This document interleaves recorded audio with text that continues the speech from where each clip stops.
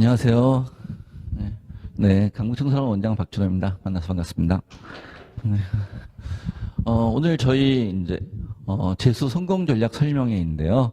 그러니까 실제로 저희가 이제 2023학년도 대학 입시를 준비하면서 저희들이 준비하고 있는 프로그램과 또 23학년도 대학 입시는 어떻게 변경되는지 변하는 내용들과 어떠한 마음가짐 그리고 무엇을 준비해야 될 것인가 이런 내용에 대해서 오늘 설명회를 진행하도록 하겠습니다. 오늘 저희 설명회를 예약하신 분들이 꽤 많았습니다. 그런데 대부분의 분들이 오미크론 때문에 댁에서 온라인으로 보시겠다 그래가지고 오늘 여기에는 그렇게 많은 분들이 참석하지는 않으셨는데 댁에서 보시는 분들도 주의 있게 잘 봐주시기 바랍니다. 지금 이 설명회는 실시간 라이브로 중계되고 있습니다. 일부는 좀 전에 말씀드렸듯이 저희 이투스 교육평가연구소의 김명진 소장이 나와가지고 2023학년도 대학 입시에 변화되는 것과 그 다음에 무엇을 준비할 것인가에 대해서 일부 순서를 진행하도록 하겠습니다. 1부는 한 40분에서 50분 정도 진행이 될 예정이고요. 그 다음에 2부는 저희가 준비하고 있는 강북청소년학원의 프로그램, 그 다음에 어떻게 우리가 1년을 또 계획하고 그리고 2023년도를 준비해서 무엇을 할 것인가에 대해서 말씀을 드리는 시간을 길지 않게 또 한 30분에서 한 40분 정도 진행을 할 예정입니다. 그래서 합해서 1시간 반 정도 오늘 생각을 하고 있습니다. 끝까지 잘 참석해 주시면 좋을 것 같습니다. 시간이 됐으니 바로 시작하도록 하겠습니다. 우리 일부 김명진 소장, 이투스 교육평가연구소의 김명진 소장이 변화하는 2023학년도 입시와 거기에 대응하는 자세에 대해서 얘기하도록 하겠습니다. 네, 안녕하세요. 이투스 교육평가연구소 김명진입니다. 네, 결론부터 말씀드리면 이제 2022학년도와 2023학년도를 비교하면 거의 완전하게 같습니다. 2022학년도와 2023학년도는 차이가 거의 없다고 생각하시면 돼요. 그래서 2022학년도에 했었던 경험, 그 경험을 바탕으로 23학년도 준비하신다고 생각하시면 되고, 그래서 입시적인 측면도 굉장히 중요하겠지만 다시 하는 거니까 다시 할 때 어떤 것들을 좀 준비를 하면서 갔으면 좋겠는지에 대한 말씀도 제가 전체적으로 좀 드리려고 합니다. 그래서 그 부분들도 좀 생각을 해두시면 되지 않을까 싶은데, 우선 보통은 이제 재수를 할 때 여러 가지 고민들을 하게 됩니다. 그 재수를 할 때 여러 가지 고민들을 하게 되고, 그 여러 가지 고민들이 실제로 재수로 이어지기도 하고, 어떤 경우에는 그 고민들 때문에 재수를 안 하게 되기도 하고, 이런 상황들이 존재하는데, 제가 생각할 때 이런 여러 가지 고민들이 있을 수 있는 것 같아요. 이런 여러 가지 고민들이 있을 수 있는데, 이 마지막에 있는 재수생에게 불리하지 않을까? 저런 고민은 어느 해나 존재하는 고민이고, 어느 해나 제가 답을 드릴 때 재수생에 불리한 입시 제도라는 건 처음부터 존재하지 않는다라는 거를 많이 말씀을 드리게 되는데, 제가 개인적으로 생각할 때 이 고민들이 굉장히 문제가 있어요. 제가 생각할 때는 문제가 있다는 게 어떤 거냐면, 예를 들어서 성공할 수 있을까? 저런 질문들을 많이 하시거든요. 그럼 성공할 수 있을까라고 질문을 하시는 분들한테 제가 꼭 되묻는 질문이 있는데, 그게 뭐냐면 어떻게 하면 성공이냐고 제가 여쭤봐요. 그러니까 어떻게 하면, 성공할 수 있을까라는 질문에는 어떻게 하면 성공인지가 있어야 된다고 저는 생각을 하거든요. 근데 성공의 기준이 뭐냐고 여쭤보면 많은 분들이 글쎄요, 잘 모르겠네요 라고 말씀하시거든요. 그러니까 이게 무슨 뜻이냐면, 성공할 수 있을까라는 저 질문 자체가 굉장히 막연하고 피상적인 질문이라는 거죠. 그러니까 막연하고 피상적인 질문이기 때문에 저 질문은 별로 의미가 없다는 겁니다. 그러니까 이 질문들이 다 공통적으로 가지고 있는 게 굉장히 관념적이고 막연하고 피상적인 고민을 하고 있다는 뜻이 되는 거예요. 그러니까 지금 이제 학원 설명회를 오셨으니까, 학원을 다닌다고 했을 때 독재를 하는 게 나은지 학원을 다니는 게 나은지, 학원을 다닌다고 했을 때 기숙학원을 가는 게 나은지 통합학원을 다니는 게 나은지라는 것도 결과적으로 굉장히 관념적인 질문에 불과하다는 거죠. 기숙학원을 다녔을 때의 장단점과 통합학원을 다녔을 때의 장단점과 혼자 공부했을 때의 장단점이 명확하게 존재하지 않은 상태에서 저런 질문들을 하시게 된다는 거예요. 실제로 이렇게 이런 질문들을 갖고 있으시니까 학원에 가서 물어보시는 게, 그러니까 학원에 상담 오셔가지고 물어보시는 게 선생님들이 좋아요? 뭐 이런 거밖에 없어요. 당연히 학원 원장이 상담하면서 선생님이 좋냐고 물어보면 좋다고 하죠. 예, 자기 학원 강사가 안 좋다고 하는 원장이 어디 있습니까? 그 별로 도움이 안 된다는 거죠. 뭐 예를 들면 선택 과목을 바꿔야 할까? 이런 질문을 하는 경우도 있거든요. 그러니까 예를 들어서 뭐 생원을 했는데 점수가 잘 안 나와서 지원으로 바꾸고 싶다. 뭐 이런 얘기를 한단 말이죠. 그러면 이제 물어보게 돼요. 왜 지원으로 바꾸고 싶냐? 그럼 당연히 이제 생원이 해도 안 되더라고요. 뭐 이렇게 얘기한단 말이죠. 예. 근데 적어도 제 기준에서 해도 안 되더라고요라고 답을 할 수 있으려면요. 백지를 놓고 생원을 단원별로 쓴 다음에 각 단원의 핵심 개념을 옆에다 쓸 수 있어야 돼요. 그 정도로 공부를 했는데도 점수가 안 나와서 다른 과목으로 바꾼다 그러면 오케이거든요. 근데 대부분 그 정도가 안 돼요. 그럼 왜 하필 지원이야? 라고 물어보면 저보다 공부 열심히 안 하는 애가 지원 성적을 잘 받았더라고요. 이런 거거든요. 근데 두 가지 맹점이 있죠. 첫 번째는 그 친구가 나보다 공부 안 했다는 근거는 없어요. 그리고 또 하나는 그 친구가 어떻게 공부했는지에 대해서 전혀 생각하지 않고 그렇게 판단을 해버린다는 거죠. 그러니까 뭐냐면 이 질문들이 가지고 있는 또 하나의 공통점은 지나친 경험의 절대화가 있는 거예요. 내가 해도 안 되더라 라는 경험의 절대화도 있고 다른 누군가가 하니까 잘 되는 것 같더라 라는 경험의 절대화도 있는 거죠. 구체적으로 고민하지 않는다는 게 제일 큰 문제인 거예요. 그러니까 재수를 하면서 굉장히 많은 친구들이 이건 근데 학생에게만 해당하는 문제가 아니라 학부모님한테도 마찬가지거든요. 구체적으로 어떤 고민을 하지 않으시고 그냥 재수를 해서 제일 나쁜 형태가 어떤 거냐면 어쩔 수 없어서 다시 하는 게 제일 나쁜 형태예요. 다 떨어졌으니까 그냥 다시 하는 거 아니에요? 근데 다 떨어지기에 원서를 쓸 때를 생각해 보면 대부분 원서를 쓸 때 다 떨어지면 다시 하지 뭐 이렇게 생각하면서 쓰는 경우가 많거든요. 실제로는. 근데 지금 와서는 어쩔 수 없어서, 그러니까 어쩔 수 없어서 하는 게 재수인 게 아니고요. 내가 어떤 목표하는 게 있고 그 목표하는 거를 이루는 방법이 재수이기 때문에 재수를 선택해서 하는 거죠. 그게 안 되면 공부하는 내내 계속 힘들 수밖에 없거든요. 그러니까 학부모님들께서도 그런 부분에 대한 생각들을 하셔야 돼요. 근데 그 생각들이 없으니까 그냥 성공하기 위해서, 잘하기 위해서 이런 데를 찾아서 헤매게 돼요. 뭐 입결이 좋은 곳이라든지 컨텐츠가 좋은 곳이라든지 뭐 상위권이 많은 곳이라든지 강사가 좋은 곳이라든지 저런 거를 찾아서 헤매게 되는데 단적으로 컨텐츠 뭐 어디나 컨텐츠 많이 있습니다. 이게 많이 있는데 저희도 컨텐츠 많이 있다고 얘기 많이 하는데 컨텐츠가 많은 곳에 왜 가느냐가 명확하지 않으면 컨텐츠 많은 곳을 찾는 것 자체가 의미가 없다는 거죠. 적어도 전년도에 공부를 하면서 내가 개념 공부는 열심히 한 것 같은데 문제풀이가 약해가지고 수능시험을 못 본 것 같다. 그래서 문제를 많이 풀 수 있는 곳을 가야 되겠다고 생각한다. 그래서 컨텐츠가 많은 곳을 좋은 곳을 찾는 거는 오케이라는 거죠.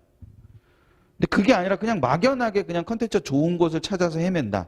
그건 별로 의미가 없다는 거예요. 그러니까 입결이 좋은 곳이 정말로 중요하다고 생각하면 학원에 가서 그렇게 물어보셔야 되지 않아요? 이 입결은 수시 입결이에요? 정시 입결이 이렇게 물어보셔야 되지 않아요? 근데 대부분 학원 알아볼 때 보실 수 있는 입결은 거의 대부분 수시 입결이었어요. 정시 입결이 이제 막 나오기 시작하는 거죠. 대부분의 학원들이. 왜냐하면 최초합하라고 원서를 쓰지 않기 때문에. 그러니까 입결이 좋은 곳이라는 것도 굉장히 허상일 수 있다는 거죠. 그러니까 어떤 의미에서 보면.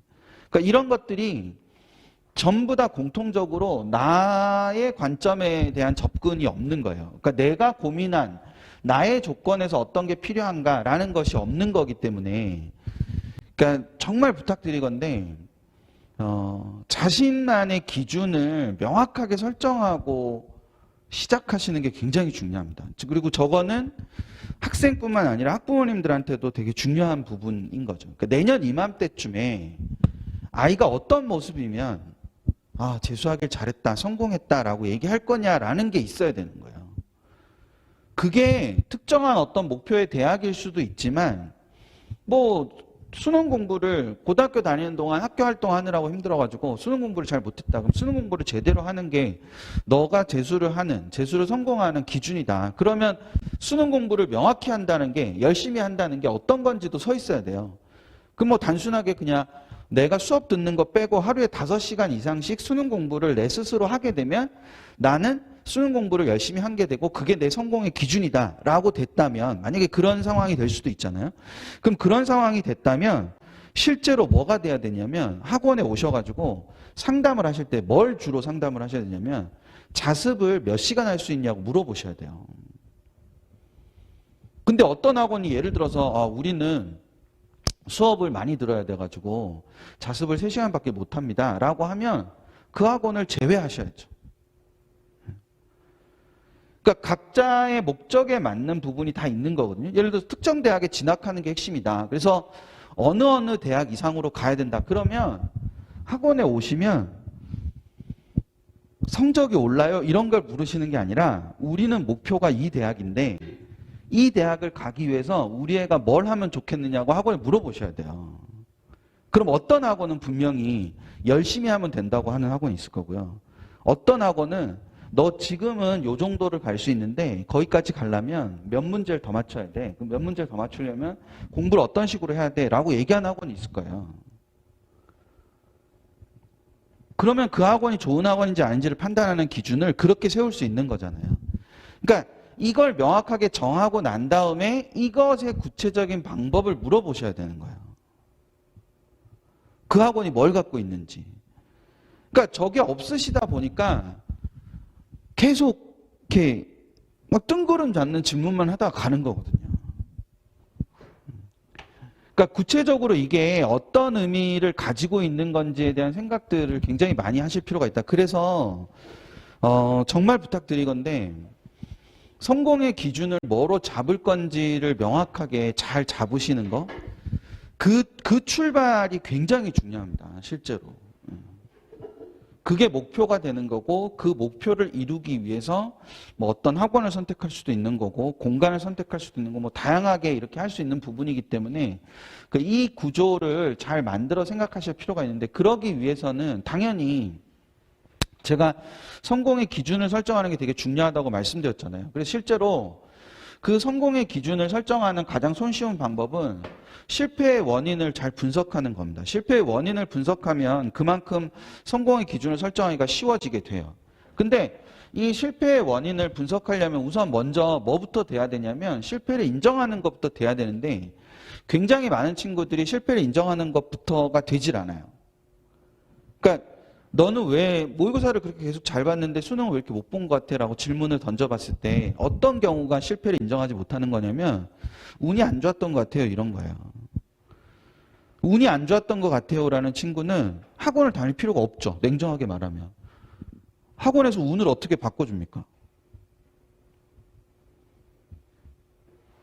그러니까 운이 안 좋았던 것 같아요 라는 친구가 학원을 다닐 이유가 뭐가 있어요? 기도만 열심히 하면 되지. 그러니까 기본적으로 실패를 인정하는 것 자체가 굉장히 중요해요. 근데 많은 친구들이 실패를 인정하지 못하는 이유는 이 두 개를 자꾸 동의어로 보기 때문에 그래요. 실패했다는 단어와 할 수 없다는 단어는 동의어가 아니에요. 두 개는 완전히 다른 말이란 말이에요.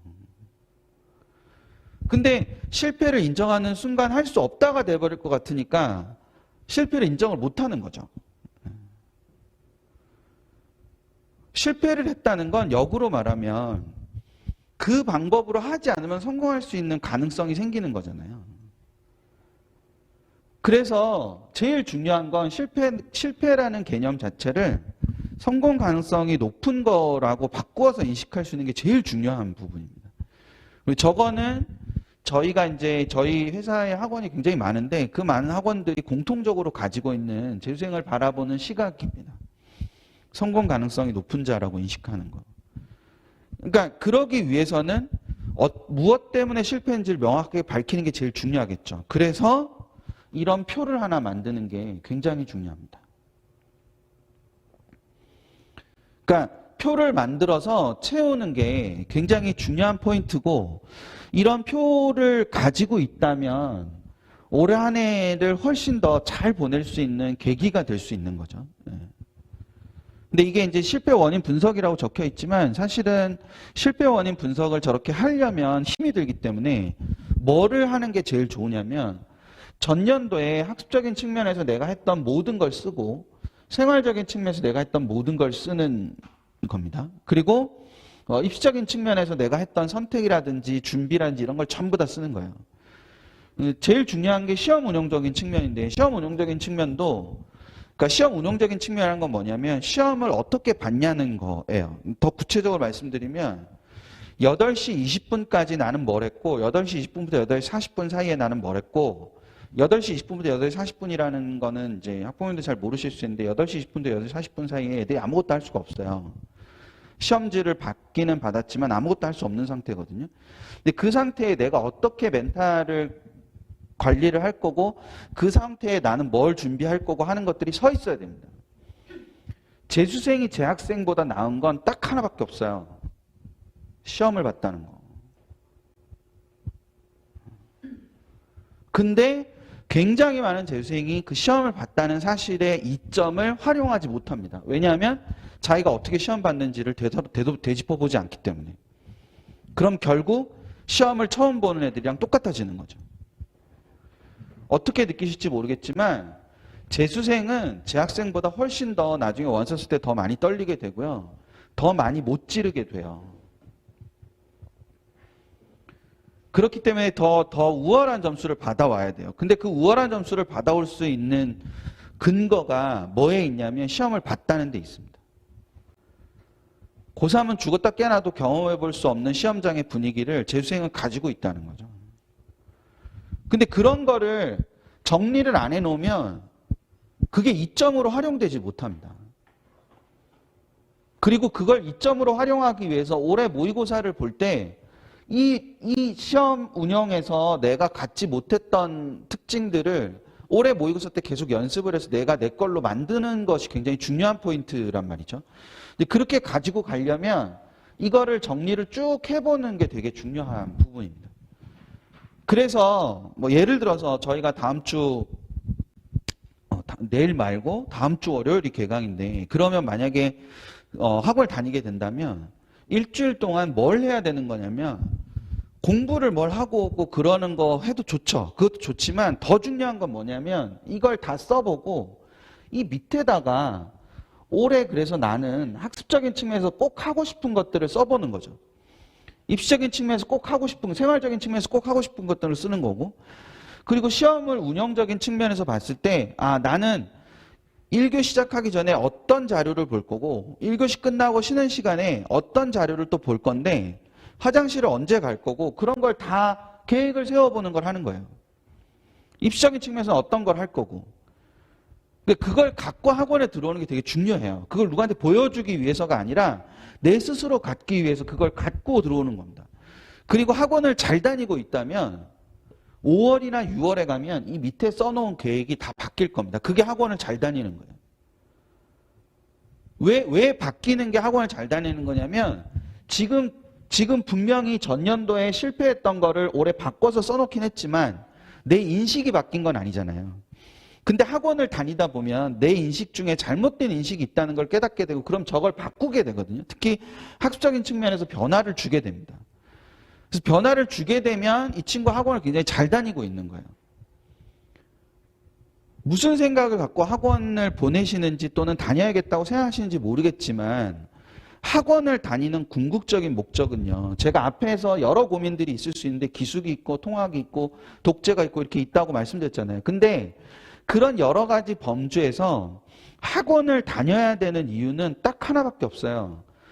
외부자의 시선을 내가 들을 수 있기 때문에 학원을 다니는 거예요. 그러니까 독재를 했을 때 외부자의 시선을 들을 기회가 없단 말이에요. 독재를 하게 되면.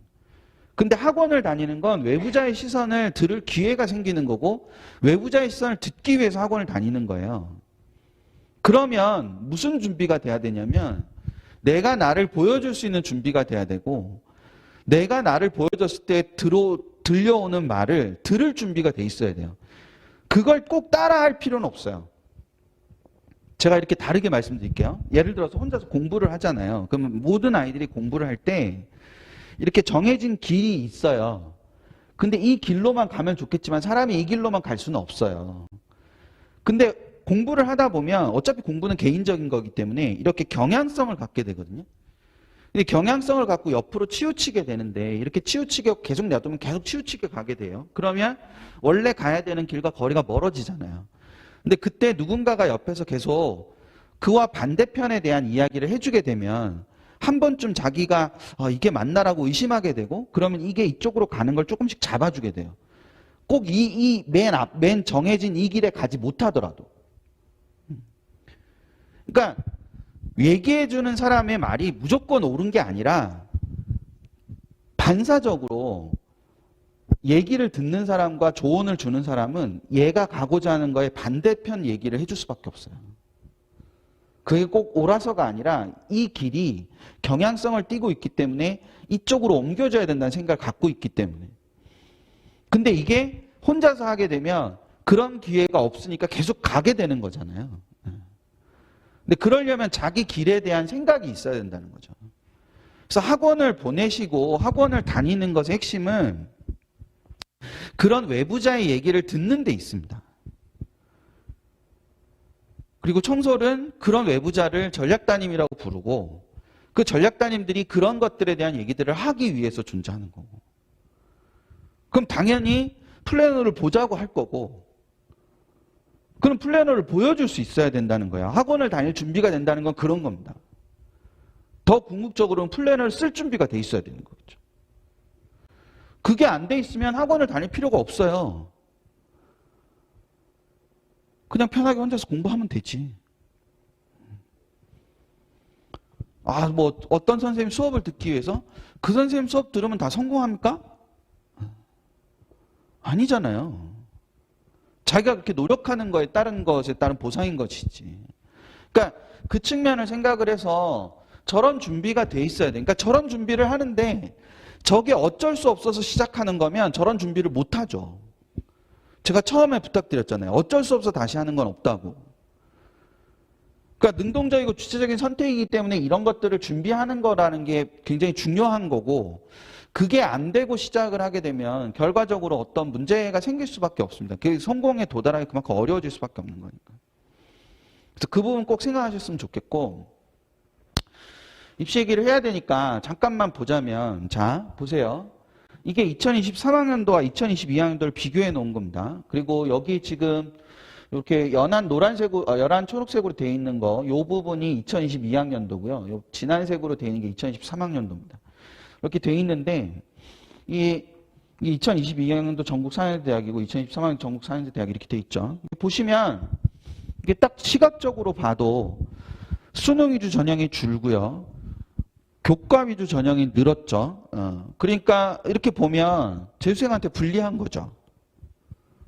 그쵸? 불리하다고 볼 수 있잖아요. 근데 이거는 두 가지 함정이 있어요. 첫 번째는 이게 전국 198개 대학 기준이란 말이에요. 전국 198개 대학에 관심 있으신 게 아니잖아요.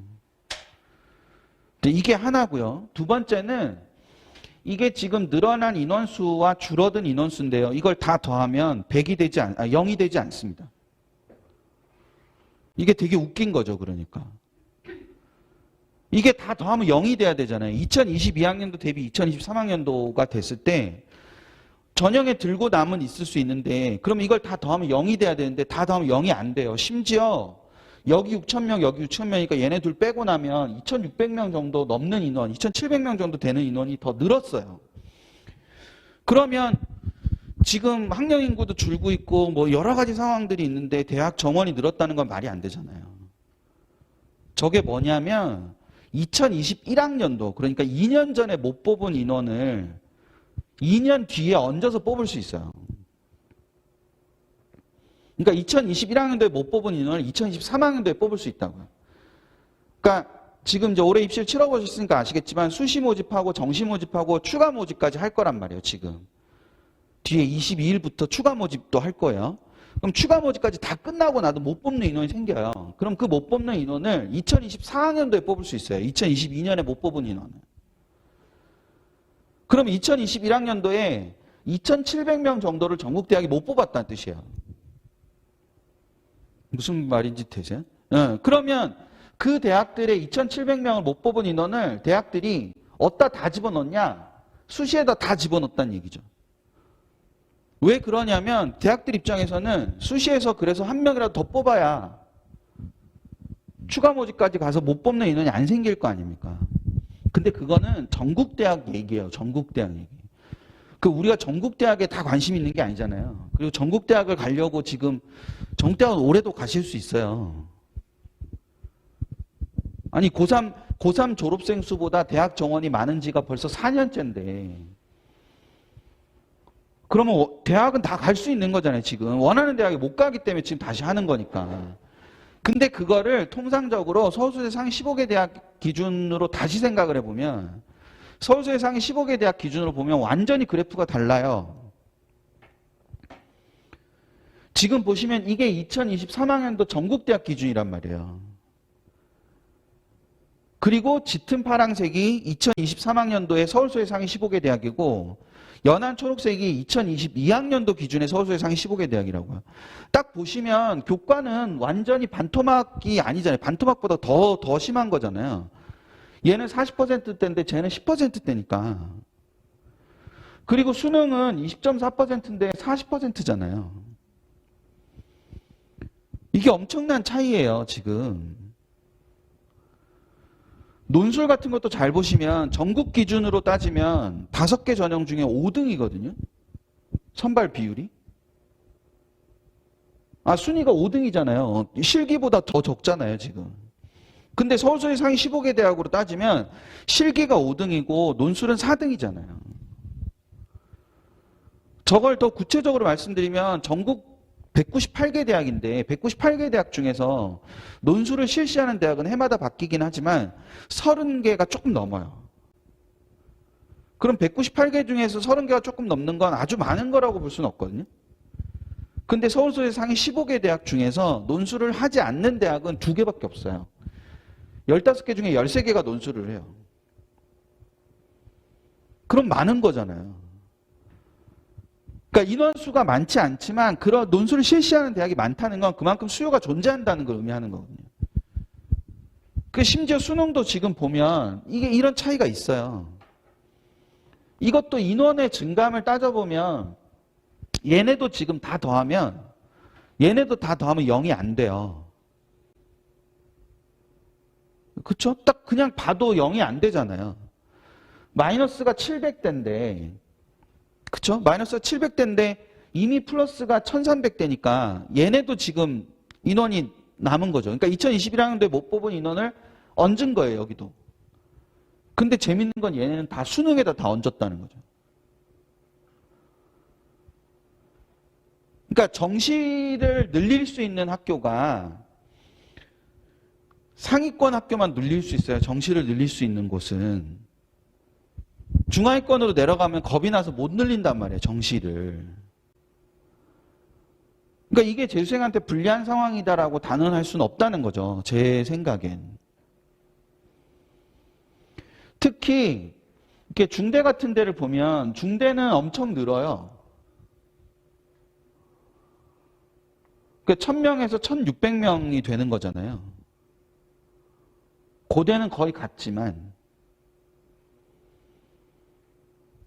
그래서 2023학년도는 수능 집중력이 굉장히 중요한 해입니다. 실제로.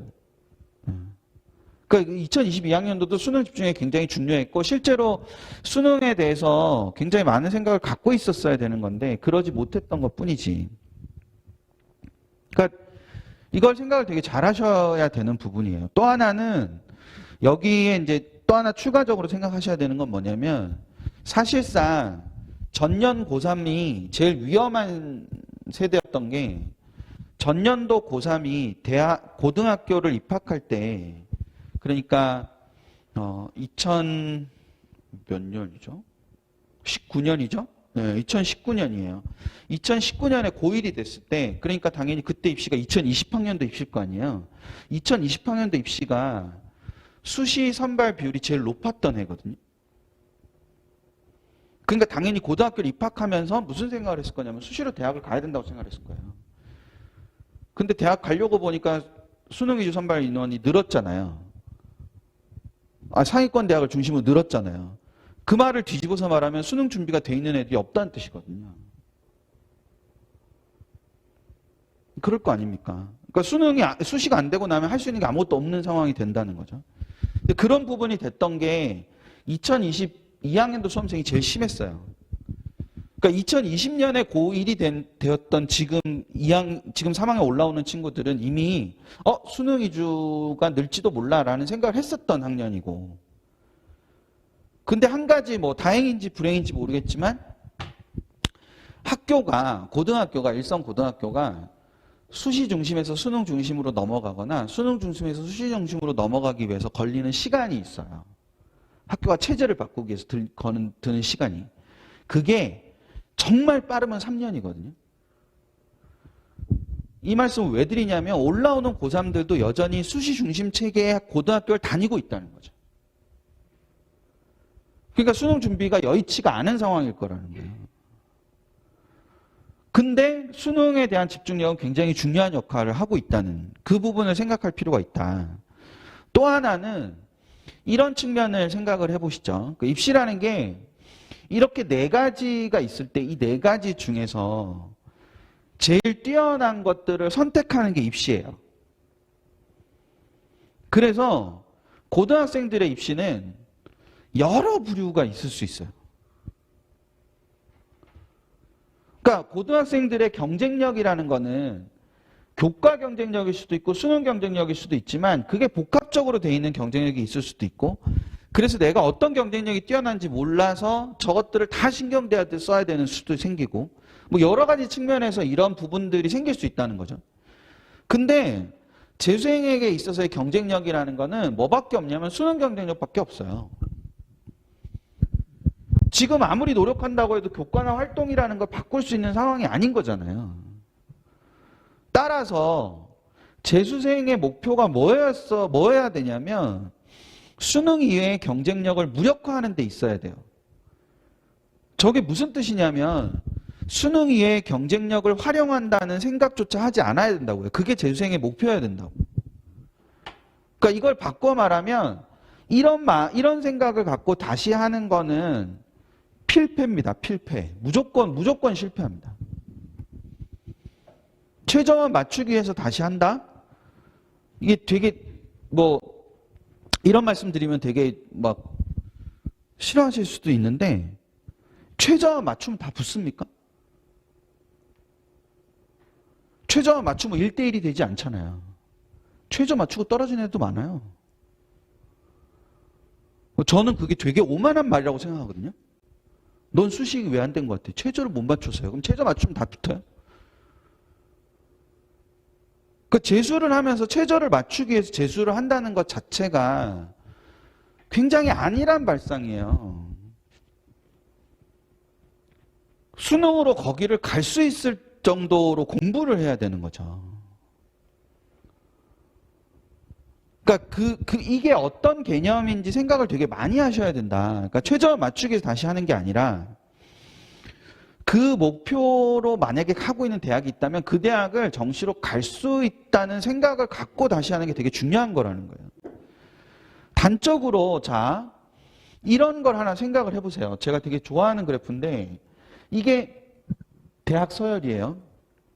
그러니까 여기 가고 싶은 대학이건 안 가고 싶은 대학이겠죠. 예. 그러니까 두 명이 내신이 같아요. 그러면 둘이 가는 대학이 서로 뭐 해야 되냐? 비슷해야 되겠죠. 근데 얘네들이 수능 경쟁력이 이렇게 차이가 나요. 뭐 그럴 수 있잖아요. 얼마든지. 예. 그럼 얘한테 이 B라는 아이한테 이 내신은 쓸모가 있는 내신이겠습니까? 쓸모가 없는 내신이겠습니까? B한테 이 내신은 수능보다 더 잘 갈 수 있는 거니까 쓸모가 있는 내신일 거 아니에요. 근데 A한테 저 내신은 쓸모가 없는 내신이겠죠. 무슨 말인지 되세요? 네. 여기까지 동의하신다면 얘네 내신이 얼마입니까? 이미 고3 때 이런 인식을 갖고 계셨어야 돼요. 얘네 내신이 얼마인지 지금 모르시잖아요. 근데도 내신이 쓸모있다 쓸모없다를 판단하셨잖아요. 그걸 역으로 생각하면 무슨 뜻이냐면 내신을 판단하는 기준, 내신의 경쟁력, 내신이 쓸모있다 쓸모없다를 판단하는 기준이 내신 숫자에 있지 않다고요. 수능 경쟁력에 있지. 수능이 중요하다는 건 수시가 아닌 정시로만 대학을 가야 된다는 걸 강조드리는 게 아니에요. 모든 입시적인 판단을 하는 기준이 수능에 있기 때문에 수능이 중요한 겁니다. 그래서 재수생이 된다는 건 뭐냐면 이게 두 명의 아이가 아니라 지금 B인 아이가 A가 되는 게 재수생의 목표여야 된다고요. 그래서 수능 이외의 모든 경쟁력이 무력화되는 거죠. 그러니까. 쓸모가 없어지는 거예요. 그러니까 그 부분을 그러니까 어떤 목표에 따라서 그러니까 이게 하나의 목표일 수도 있다는 거죠. B라는 친구가 A라는 친구가 되기 위한 것이 기본적으로 재수를 하는 목표일 수 있다. 그래서 제가 아까 목표하는 대학이 있다면 그 목표하는 대학을 어떻게 하면 갈 수 있는지를 학원에 물어보라고 말씀드렸잖아요. 입학 상담을 하면서 그런 걸 물어보시라니까요. 그러니까 그걸 구체적으로 보여드리면 이런 거예요. 예를 들어서 어떤 애가 이 정도 점수를 받고 있는 애가 있다. 이 정도 점수를 받고 다시 하려는 애가 있다. 있을 수 있잖아요. 충분히. 그럼 이 정도 점수를 받고 지금 이 6.3이라는 게 뭐냐면 얘가 지금 과탐을 봤으니까 과탐 수험생 전체 중에 6.32% 정도 된다는 뜻이에요. 저게. 그러면 제가 이 정도를 가야 되거든요. 동대나 홍대 정도를 가야 돼요. 그러면 첫째 뭐가 돼야 되냐면 재수를 한다는 건 어떤 게 돼야 되냐면 그래서 저희가 재수를 하게 되더라도 정시원서를 꼭 쓰라고 얘기를 되게 많이 하는 게 내가 지금 어느 위치에 있는지를 알아야 돼요. 야, 너 지금 어디 갈 수 있어? 야, 어디 갈 수 있대. 그럼 넌 목표가 어디야? 그럼 재수에서 실패하는 애들은 그 딱 첫 단추에서 너 목표가 어디야? 그러면 뭐라고 답하냐면요. 좋은데? 뭐 이렇게 얘기해요. 그게 무슨 목표입니까, 목표가? 그럼 거기 가려면 어떻게 해야 돼, 그럼? 잘? 뭐 이딴 소리 하고 있어요. 그렇게 해서 되는 게 아니고, 예를 들어서 얘가 이렇게 있어요. 근데, 야, 너 목표 어디야? 저는, 뭐, 공대로 치면 뭐 그냥 경희대 가도 되고요. 뭐 좀 더 보자면 뭐 중대 정도 가면 더 좋겠어요. 뭐 이렇게 얘기를 한다고 칩시다. 그러면 그 다음 무슨 질문에 대답을 할 수 있어야 되냐면 그러면 너 앞으로 몇 개 더 맞으면 돼. 이걸 대답할 수 있어야 돼. 근데 뭐 예를 들어서 5문제를 더 맞히면 된다. 5문제를 더 맞히면 되는데 그럼 5문제를 어디서 더 맞힐 건지가 나와야겠죠. 수학에서 2문제 맞히고 국어에서 2문제 맞히고 탐구에서 1문제 더 맞힐 거다. 그러면 국어에서 2문제 더 맞힐 때 공통 과목에서 맞힐지 선택 과목에서 맞힐지가 나와야 되고 공통 과목에서 2문제를 더 맞힌다면 문학에서 맞출지 독서에서 맞출지가 나와야 돼요. 그래서 만약 문학에서 2문제를 더 맞힌다라는 판단이 섰다. 그러면 저희 들어와서 저희가 이제 선택 수업을 하거든요. 그럼 선택 수업을 할 때 문학 중심으로 선택 수업을 짤 수 있잖아요. 공부를 그렇게 해야 된다는 거죠. 근데 얘가 경희대 가는데 5문제도 필요하지 않아요. 자, 보세요. 수학 하나랑 탐구 2문제를 더 맞춰요. 생원이랑 지원을 하나씩 더 맞고 수학을 하나 더 맞아요. 그럼 얘가 4.11%가 되거든요. 그러면 경희대를 가는 거예요. 잘하면 중대가 걸릴 수도 있고. 근데 얘가 국어 하나랑 수학 하나랑 탐구 하나씩을 더 맞는다. 그럼 2.69%가 되는 거예요. 그럼 이제 당연히 성대 한 대가 걸리겠죠. 그럼 얘가 이 성적을 받아온 애가 야, 너 목표 어디야? 그러면 연대 고대 정도를 끄트머리가 걸리거나 성대 한 대 정도를 가면 됩니다. 라고 할 수 있잖아요. 그럼 몇 문제 더 맞으면 돼. 그러면 얘가 답을 할 수 있어야 된다니까요. 국어 하나, 수학 둘, 탐구 셋이요. 이렇게 물었을 때 이걸 답을 해줄 수 있는 학원이 있고 이걸 답을 못 해주는 학원이 있다고요. 그게 학원을 선택하는 데 있어서 정말 중요한 기준이 될 수 있다. 그리고 아이들과 저런 얘기를 할 수 있는 학원들이 있다는 게 되게 중요한 거라는 거죠. 인문계도 마찬가지예요. 인문계도 똑같이 이 정도 받은 친구가 있으면 이게 동대나 뭐 홍대 정도 선인데 건대는 조금 걸리기 어려울 거고 동대나 홍대 정도 선에서 저 정도 걸릴 거란 말이죠. 그러면 이 친구가 국어 하나랑 수학 둘이랑 탐구 하나를 더 맞아서 뭐 2.86% 정도가 되면 이게 뭐 중대 경희대 걸리는 수준이 될 거고 여기서 국어 두 문제랑 수학 한 문제 정도 돼서 뭐 1.63% 정도 되면 연고대는 어렵겠지만 성대 한 대 정도가 잡히는 선이 될 거라고요.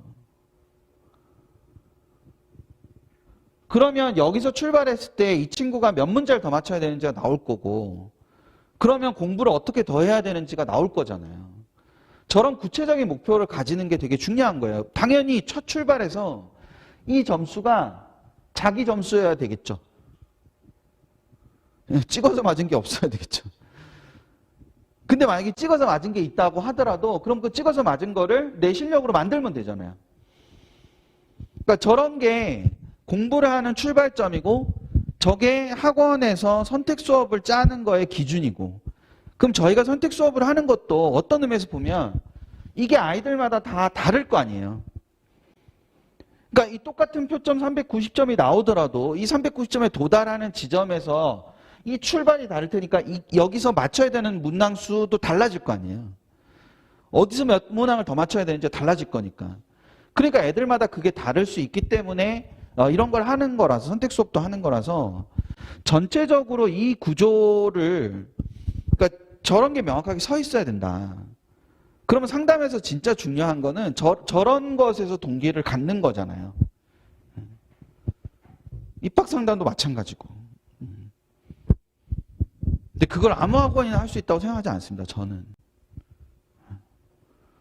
그리고 강북 같은 경우는 원장님께서 워낙 입시에 관심이 많으시기 때문에 저걸 일일이 다 교육을 하시기도 하고 하는 부분이 있어서 그런 측면에서 갖고 있는 경쟁력이라는 게 굉장히 큰 의미를 갖는다고 저희는 생각을 합니다.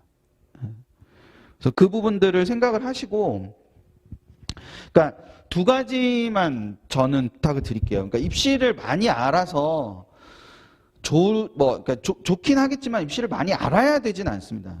그러니까 입시를 많이 몰라서 입시에 실패하지 않았어요. 입시에 실패하는 건 딴 건 아무것도 없어요. 실력이 안 되기 때문에 입시에 실패하는 겁니다. 그러니까 당연히 다시 하게 된다는 건 실력을 갖추기 위해서 노력한다는 거고 실력을 갖추려고 한다는 거죠. 그러면 그 실력을 갖추기 위해서는 아까 앞에서 말씀드린 것처럼 그러니까 실력을 갖춘다는 개념을 명확하게 규정을 해야 돼요. 그러니까 실력을 갖춘다는 게 어떤 거냐, 어떤 대학을 가는 거다. 아니면 실력을 갖춘다는 게 나는 공부를 제대로 해보는 거다. 뭐 이런 실력을 갖춘다는 거에 명확한 성공의 기준이 명확하게 있어야 되고 그리고 그것이 구체적으로 표현될 수 있어야 된다는 거예요. 그렇지 않으면 그걸 다시 해서 성공하기가 되게 어렵습니다. 실제로. 그리고 끝나고 나서도 성공했다는 개념을 별로 못 잡고요. 그러니까 제가 되게 웃긴 얘기를 하나 할게요. 자, 보세요.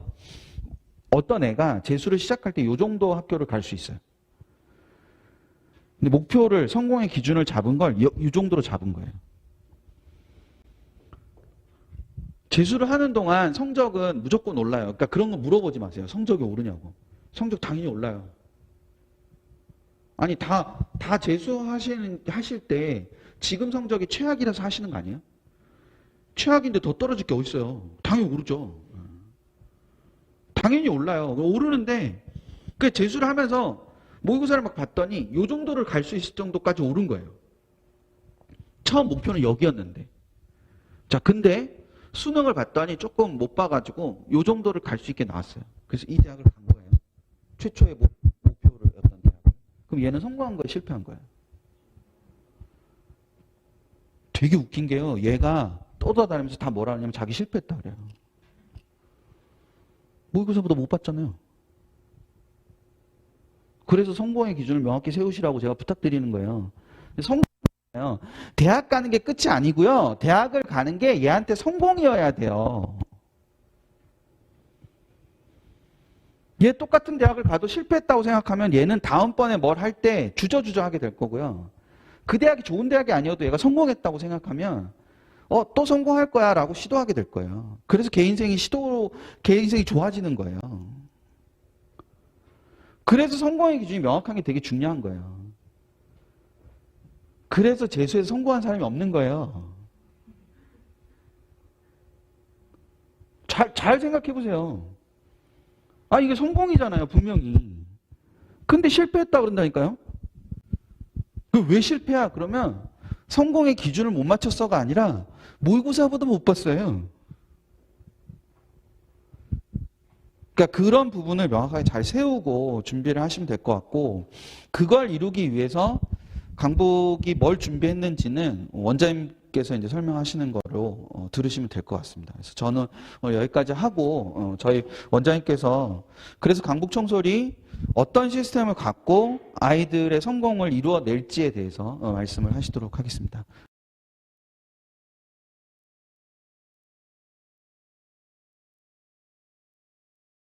바로 저희 프로그램 설명을 드리도록 할게요. 일단은 저는 그러니까 제가 지금 재수학원 이제 청설학원에서 올해로 한 이제 22년이죠. 08년부터 있으니까 15년째 일하고 있는 것 같습니다. 15년째 전 이제 처음에 강사로 들어왔다가 강사로 들어서 제가 처음 있던 학원이 처음에 저는 그전엔 대치동에서 수업을 하다가 대치동에서 한 10년 수업을 하다가 뭐 거기서 인강도 좀 찍고 그랬었어요. 그러다 이제 어떻게 그냥 제 얘기를 좀 드리면은 저녁이 있는 삶을 살고 싶어가지고 대치동은 저녁이 없잖아요. 저녁에 일하는 삶이죠. 거기는 저녁에 일하는 삶이어서 저녁이 있는 삶을 살고 싶어가지고 재수학원을 오게 됐습니다. 재수학원은 오전부터 수업한 다음에 저녁엔 퇴근한다 그래가지고 그래서 와서 왔다가 발목이 잡혔죠. 애들이 맨날 있는데 맨날 제가 이제 그때 수업도 하고 담임도 하고 그랬는데 담임이라고 맨날 수업 끝나면 쫓아와가지고 재수생들이 잘 울어요. 멘탈 약한 애들이 많아가지고 울고 올해는 성공할 수 있을까 뭐 이런 집에 갈 수가 있어야죠. 그래서 맨날 대치동에 있을 때는 똑같은 퇴근 시간을 가졌습니다. 그랬더니 이제 저희 집사람이 그런 얘기를 하더라고요. 거기 저녁에 있는 삶 때문에 갔었는데 애들이랑 저녁 먹겠다고 들어갔는데 대치동에 있을 땐 그래도 아침이라도 같이 먹었는데 이젠 아침도 같이 못 먹고 저녁도 같이 못 먹고 그런다고 그런 얘기를 들으면서 벌써 15년째 지금 있는데요. 있으면서 저희가 재수학원에 있으면서 이제 강사로 들어왔다가 어느 순간 이제 원장이 됐어요. 저희 청소학원은 다 원장이 강사 출신입니다. 그래서 원장이 됐는데 원장이 되면서 계속적으로 문제되는 게 있었어요. 계속적으로 학생들이 문제 제기하는 거. 이 안에서 수업이 몇십 명이 듣는데 이전에 저희 청소학원을 비롯한 뭐 지금도 많은 학원들이 아직도 그러고 있는 학원들이 있는데 저희 청소학원 다니는 애들도 지금 이 수업을 안 들으면 안 돼요. 저하고 안 맞는데 억지로 들어야 돼요. 이런 얘기를 참 많이 들었습니다. 사실은. 그러니까 저 이 시간에 차라리 자습했으면 좋겠는데 효율이 없는데 뭐 이런 얘기들을 참 많이 들었었고요. 두 번째는 저희가 강사를 하다 보니까 강사를 하니까 강사가 담임을 하니까 이제 제 얘기를 좀 전에 들었었는데 제가 몇 시에 출근했냐면 오전 7시 반까지 출근했었습니다. 학생들이 7시 50분까지 오니까. 그래서 7시 반까지 출근해서 밤 10시까지 남아서 애들을 봤어요. 그렇게 몇 년을 보내니까 저도 사람인지라 체력이 어떻게 되겠어요. 매일 그렇게 살았으니까. 그리고 어느 순간 재수학원 선생님들이 수업을 잘한다가 인기가 많아졌어요. 재수학원 선생님이 수업을 잘한다고. 그러면서 대치동의 단과생 강사들 중에 가장 인기 있는 강사들은 다 재수학원 출신들입니다. 그러니까 지금 뭐 거기에 있는 뭐 시모학원, 뭐 강모학원, 두모학원 이런 학원들이 다 거기 원래 재수학원 출신 강사들이 지금 거기 가서 다 하고 있는 거죠. 단과를. 그러다 보니까 저한테도 그런 얘기들이 들어오죠.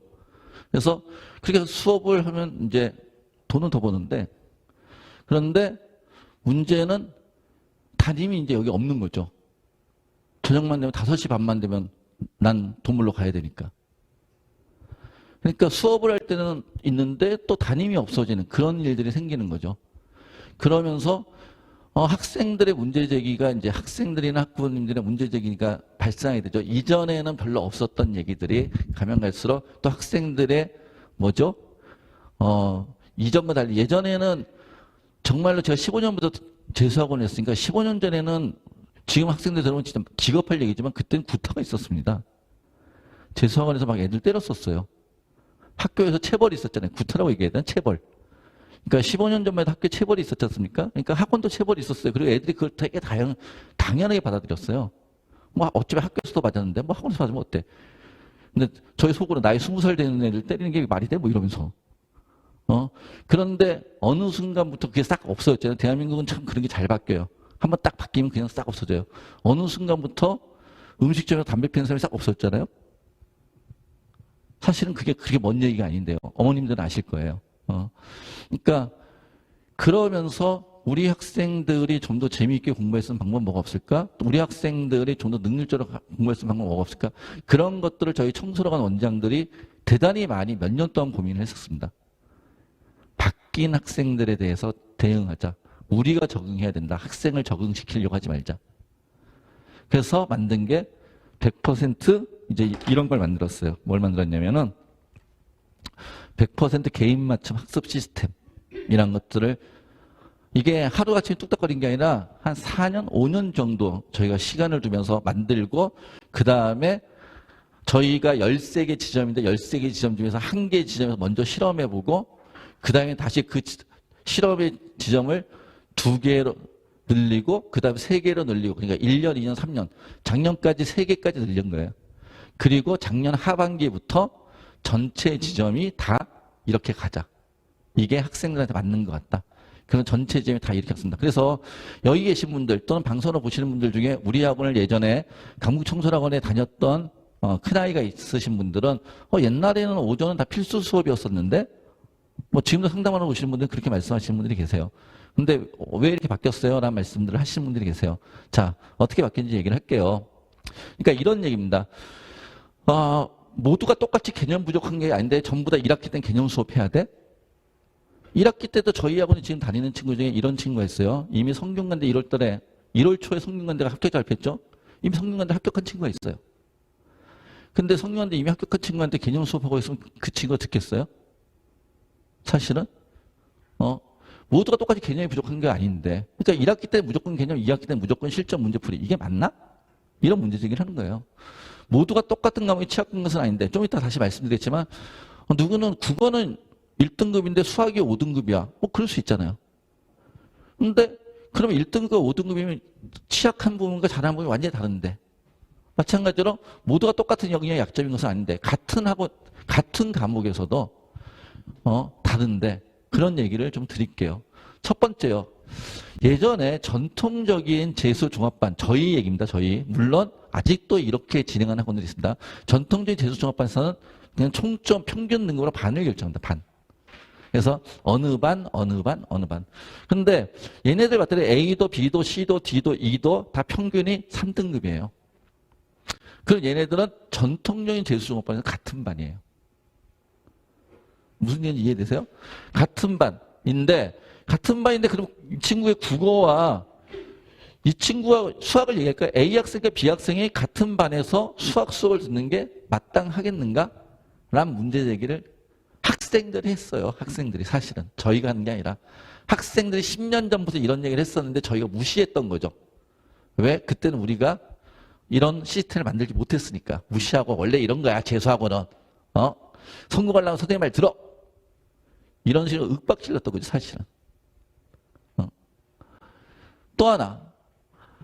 수학이 다 80점이에요. A, B, C, D, E. 학생이 다 80점인데, 예를 들어서 올해 같은 경우, 전년도죠. 전년도에 만점이면 수원이 37점, 수투가 37점, 그리고 선택 과목, 미적이라고 얘기할게요. 26점이었습니다. 37, 37, 26.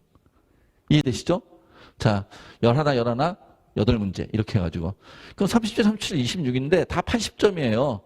그럼, 근데 누구는 수원을 잘해서 80점이고, 누구는 투를 잘해서 80점이 나올 수도 있는 거잖아요. 맞죠? B하고 C가 둘 다 수학이 80점인 학생이니까 너네는 수원 수업을 같이 들어.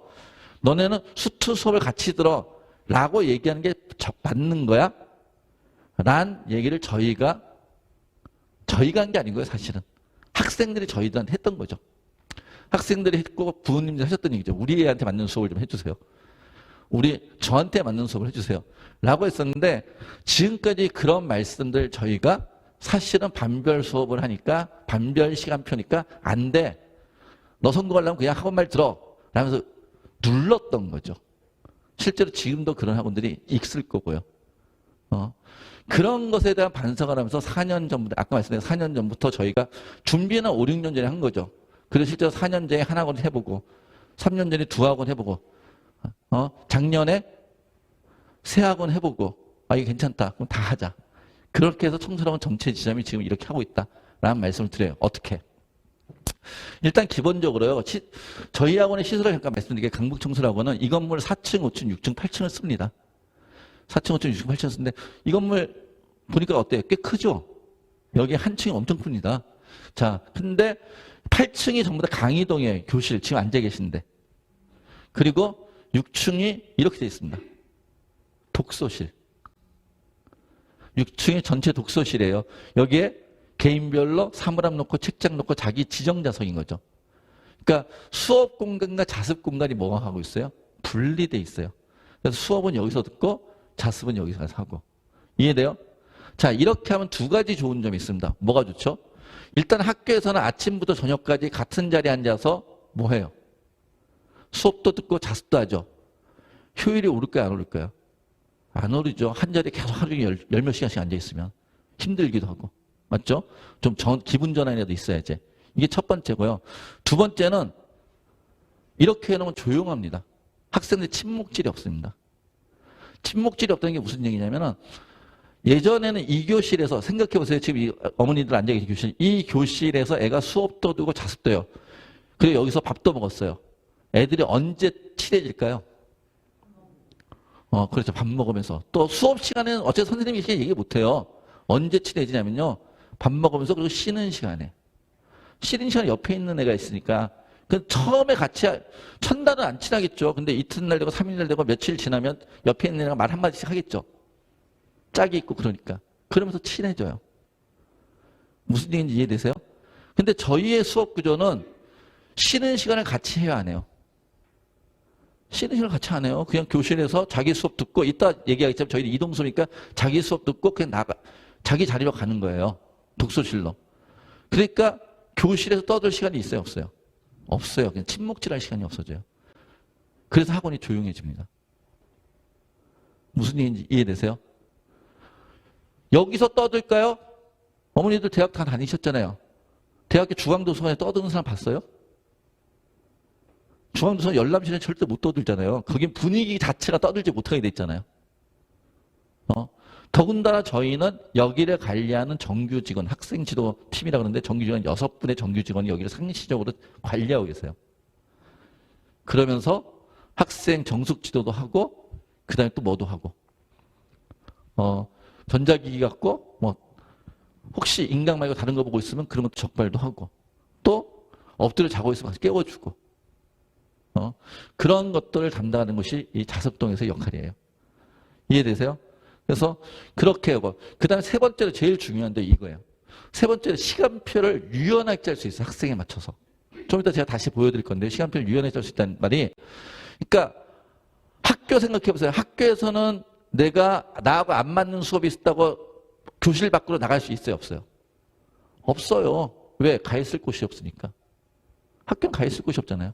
그런데 또 이런 독서실이 없는 재수학원도 마찬가지죠. 예전에 저희가 그랬다는 얘기예요.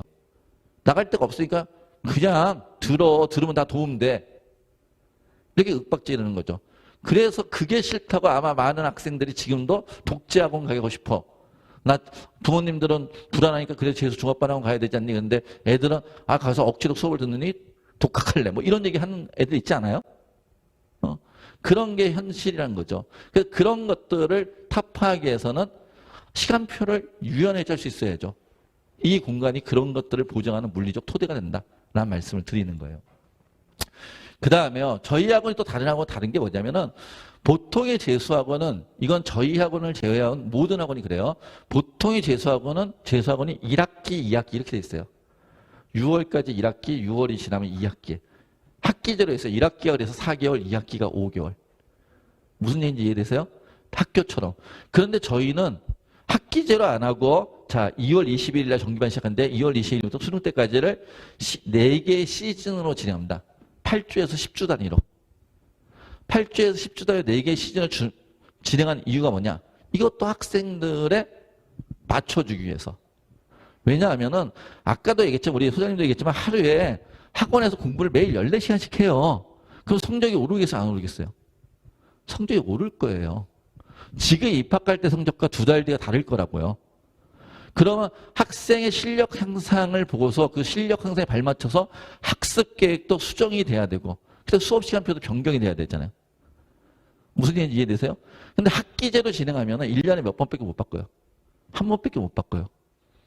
그러니까 우리는 1년에 시간표를 4번을 바꾸면서 학생의 변화에 맞춰서 학습 계획과 수업 시간표를 조정하겠다. 이런 뜻이고요. 8주에서 10주란 개념이 뭐냐면 8주에 10주 단위로 얘기해서 이게 8주, 10주, 8주, 10주, 11주 이렇게 돼요. 11주, 10주 이렇게 되는데 8주에서 10주 단위라는 개념이 뭐냐면 대치동의 단과 강사들이 커리를 한번 돌리는 기준이 8주에서 10주예요. 아마 대치동에 보내보신 분은 다 아실 거예요. 맞죠? 8주에 10주니까 그만큼 수업을 타이트하게 하겠어. 학기가 4개월, 5개월 되면 학기가 길어지면 길어질수록 수업이 늘어지고 학생의 집중력이 떨어지거든요. 그런 것들을 방지하고 타이트하게 공부하면서 아이들의 현재 학습 상황을 맞춰가지고 조정을 하겠어. 이게 저희가 학기제를 하는 이유예요. 그래서 저희는 학기제로 수업을 한다라는 말씀을 드려요. 그 다음에 세 번째가 이제 이건데요. 나에게 최적화된 나에게 원하는 수업. 자, 실제로 저희는 이제 그럼 학생한테 시간표를 맞춰준다는데 어떻게 시간표를 맞춰주느냐라는 말씀을 드릴게요. 가방 다 받으셨죠? 오늘 여기 참석하신 분들은 받으시면 거기에 이거 있죠? 재수 정기반 강좌 커리큘럼. 이게 강좌 안내서란 거예요. 강좌 안내서. 자, 오늘 방송으로 보시는 분들은 아직 이 책자를 모르시니까 그냥 제가 보여드릴게요. 재수 정기반 강좌 커리큘럼에서 저희는 매 시즌, 아까 몇 번의 시즌이 됐죠? 4번의 시즌이 됐죠? 그럼 매 시즌이 시작하기 15일 전에 이런 걸 학생들한테 먼저 나눠줘요. 첫 번째 페이지를 펼치면 이게 첫 번째 페이지죠? 뭐가 나와 있죠? 강좌 시간표가 나와 있어요. 강좌 시간표가 한 100개 강좌 정도 나와 있어요. 그리고 페이지를 하나 더 넘겨보면은 그 다음 페이지에는 뭐라고 써져 있죠? 어느 선생님께서 몇 등급 학생을 대상으로 어떤 단원의 수업을 무슨 교재로 하겠어? 라는 것들을 학생들한테 이미 시즌이 시작하기 15일 전에 오픈한다는 얘기예요. 이해돼요? 그럼 학생들은 이거에 맞춰서 뭘 하면 되죠? 수업을 수강 신청을 하겠죠. 그래서 학생들의 수강 신청을 일단 먼저 받아요. 이해되십니까? 안 되십니까? 학생들이 수강 신청을 받는데 문제는 우리는 대학이 아니잖아요. 대학을 보내야 되는 데지. 그러니까 학생이 수강 신청했다고 그걸 그대로 우리가 시간표를 만들지 않아요. 학생의 수강 신청을 갖고서 담임 선생님들이 계셔가지고 다시 그것을 점검하고 조율합니다. 왜요? 학생한테만 맡겨놓으면 당장 무엇을 신청할지 모르는 친구들도 있고 또 어떤 친구들은 정작 필요한 건 안 하고 좋아하는 것만 신청하는 친구들이 있으니까 우리는 뭘 해야 돼? 필요한 걸 시켜서 대학을 보내야 되니까요. 이해돼요? 그럼 그 점검과 조율의 근거가 있어야죠. 그래야지 요즘 애들이 이해를 하잖아요. 선생님 느낌이 그래 이렇게 하면 안 받아들이잖아요. 그 점검과 조율의 근거가 뭐냐면요. 저 받으신 책자 중에 브로셔가 있을 거예요. 브로셔 보시면 브로셔는 18페이지 나와 있어요. 그러니까 재수 정규반이라고 되어 있는 거 보면 18페이지 보시면은 지금 여기 안 계신 분들은 예, 재수 정규반이라고 되어 있는 거 있죠? 그거 18페이지 있고요. 브로셔 있을 거고 여기 안 계시면 이렇게 지금 유튜브로 오신 분은 이거 보시면 돼요. 18페이지에 이런 표가 나와 있을 겁니다. 맞죠? 이 표가 무엇을 얘기하는 거냐면 이 표가 뭘 얘기하는 거냐면 저희가 1년 동안 학생들한테 제공하는 청소학원의 컨텐츠 일정표예요. 매월 전국 모의고사, 매주 과목별 미니 모의고사, 실전 모의고사 뭐 이런 것들을 진행한다는 뜻이에요. 이해되시죠? 물론 여기 있는 걸 다 주지 않습니다. 어떻게 줘요? 과목별로 학생의 성적대에 맞춰서 콘텐츠를 제공을 해요. 그리고 이걸 관리할 거예요. 가끔 청소학원 제가 되게 많이 화나는 것 중에 하나가 뭐 커뮤니티 있죠. 뭐 오름이랑 커뮤니티 뭐 이런 커뮤니티 들어가면은 청소학원 콘텐츠 뭐 안 좋고 뭐 이런 얘기 되게 많아요. 콘텐츠는 딱 어디지 뭐 이러면서 저 진짜 걔네들 이런 말 좀 하고 싶어요. 다녀봤니? 우리 학원? 다녀본 애들은 작년도에 우리 학원을 다닌 애들은 그런 얘기를 하지 않아요. 여기 콘텐츠 정말 적합하고 좋다는 얘기를 되게 많이 하거든요. 그래서 학생한테 필요한 만큼 준다. 어디 가면은 학생이 필요하지도 않을 만큼 다 풀지도 못할 만큼 콘텐츠만 부어버리고 콘텐츠 비만 가격만 엄청나게 받으면서 그래서 애들이 콘텐츠 버리는 게 1인 학원도 있어요. 콘텐츠를 한 달에 40만 원씩 받았는데 그중에서 내가 안 풀고 버리고 풀 것만 뽑는 게 일이야. 뭐 이런 커뮤니티 글들이 있는 학원들도 있어요. 근데 저희는 성적대에 맞춰서 학생들이 가장 적합한 콘텐츠를 제공하고 있고 실제로 다니는 아이들은 대단히 만족하는 그런 콘텐츠를 이런 것들을 관리하고요. 그다음에는요. 이건 주간학습 분석표라는 건데 어머니들 받으신 브로셔 책자를 보면은 17페이지에 있는 얘기예요. 보시면 주간학습 분석표로 해서 얘는 저희 학원은 다니는 재원생들이 매주 어떻게 공부하는지를 분석하는 분석 시스템이 있어요. 그래서 매주 이 표를 만들어요. 주간학습 분석표란 표를. 매주 이 표를 만들어서 담임 선생님이 학생과 1대1로 상담하면서 학습 관리를 합니다. 그리고 이 표는 어머니들한테도 저희가 일주일에 한 번씩 링크를 공유해 드려요. 그래서 학원에서 어떻게 공부하는지 같이 이해하실 수 있도록. 그러니까 이런 데이터를 기반으로 아까 뭐 했죠? 시간표를 짜준다. 맞춰준다. 이렇게 말씀을 드리는 거예요. 이해되시나요? 그런데 처음 들어보면 이제 첫 시즌 2월 21일부터 시작하면 아직은 이런 게 축적되어 있는 게 없잖아요. 맞죠? 그래서 첫 시즌은 뭘 하느냐? 우리가 진단키트라고 LMAT, LMTN에서 학업 성취도 분석, 학습 성향 분석이라고 이런 것들을 저희 학원 다니는 모든 학생들한테 성적에 관계없이 저희는 한 2시간 반 정도 테스트를 합니다.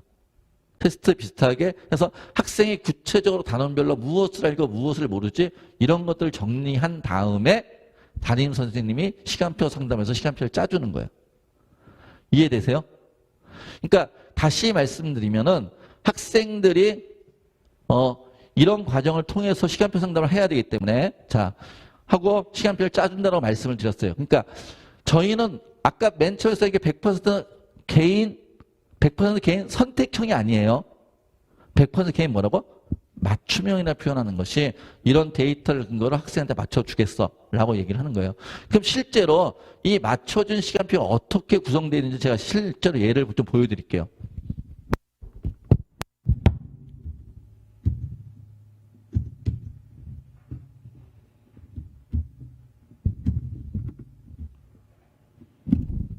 예. 저희 지금 1월반 학생들이 이 학원을 다니고 있으니까 1월반부터 시작했던 친구들이 다니고 있어요. 1월반 학생들의 시간표를 제가 예를 들어서 보여드릴게요. 1월반 학생들 시간표 예를 들어서 보여드릴 테니까 잘 봐주세요. 1월반.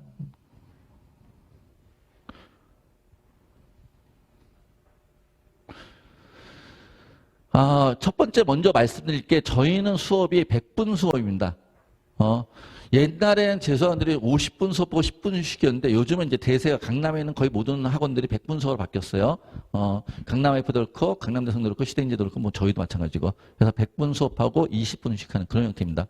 그래서 100분 수업을 하는 이유는 뭐냐면은 하루에 한 테마를 완결 짓겠다 이런 얘기입니다. 50분 하면 수업이 끊어지니까. 그래서 100분 수업이고요. 그래서 오전이 1, 2, 3, 4교시가 아니고 100분째 2개, 1, 2교시, 오후가 3, 4교시, 저녁이 자습. 이런 형태예요. 자, 쭉 보시면은, 제가 말씀드리려고 하는 것은 같은 담임 선생님입니다. 같은 담임 선생님인데, 자, 누구는 시간표 이렇게 짜여져 있어요. 또 어떤 친구는 시간표가 어떻게 짜여있을까요? 밑에 친구를 보면 이렇게 짜여져 있어요. 그 밑에 친구는 이렇게 짜여져 있어요. 그 밑에 친구는 이렇게 짜여져 있어요. 그 밑에는 이렇게.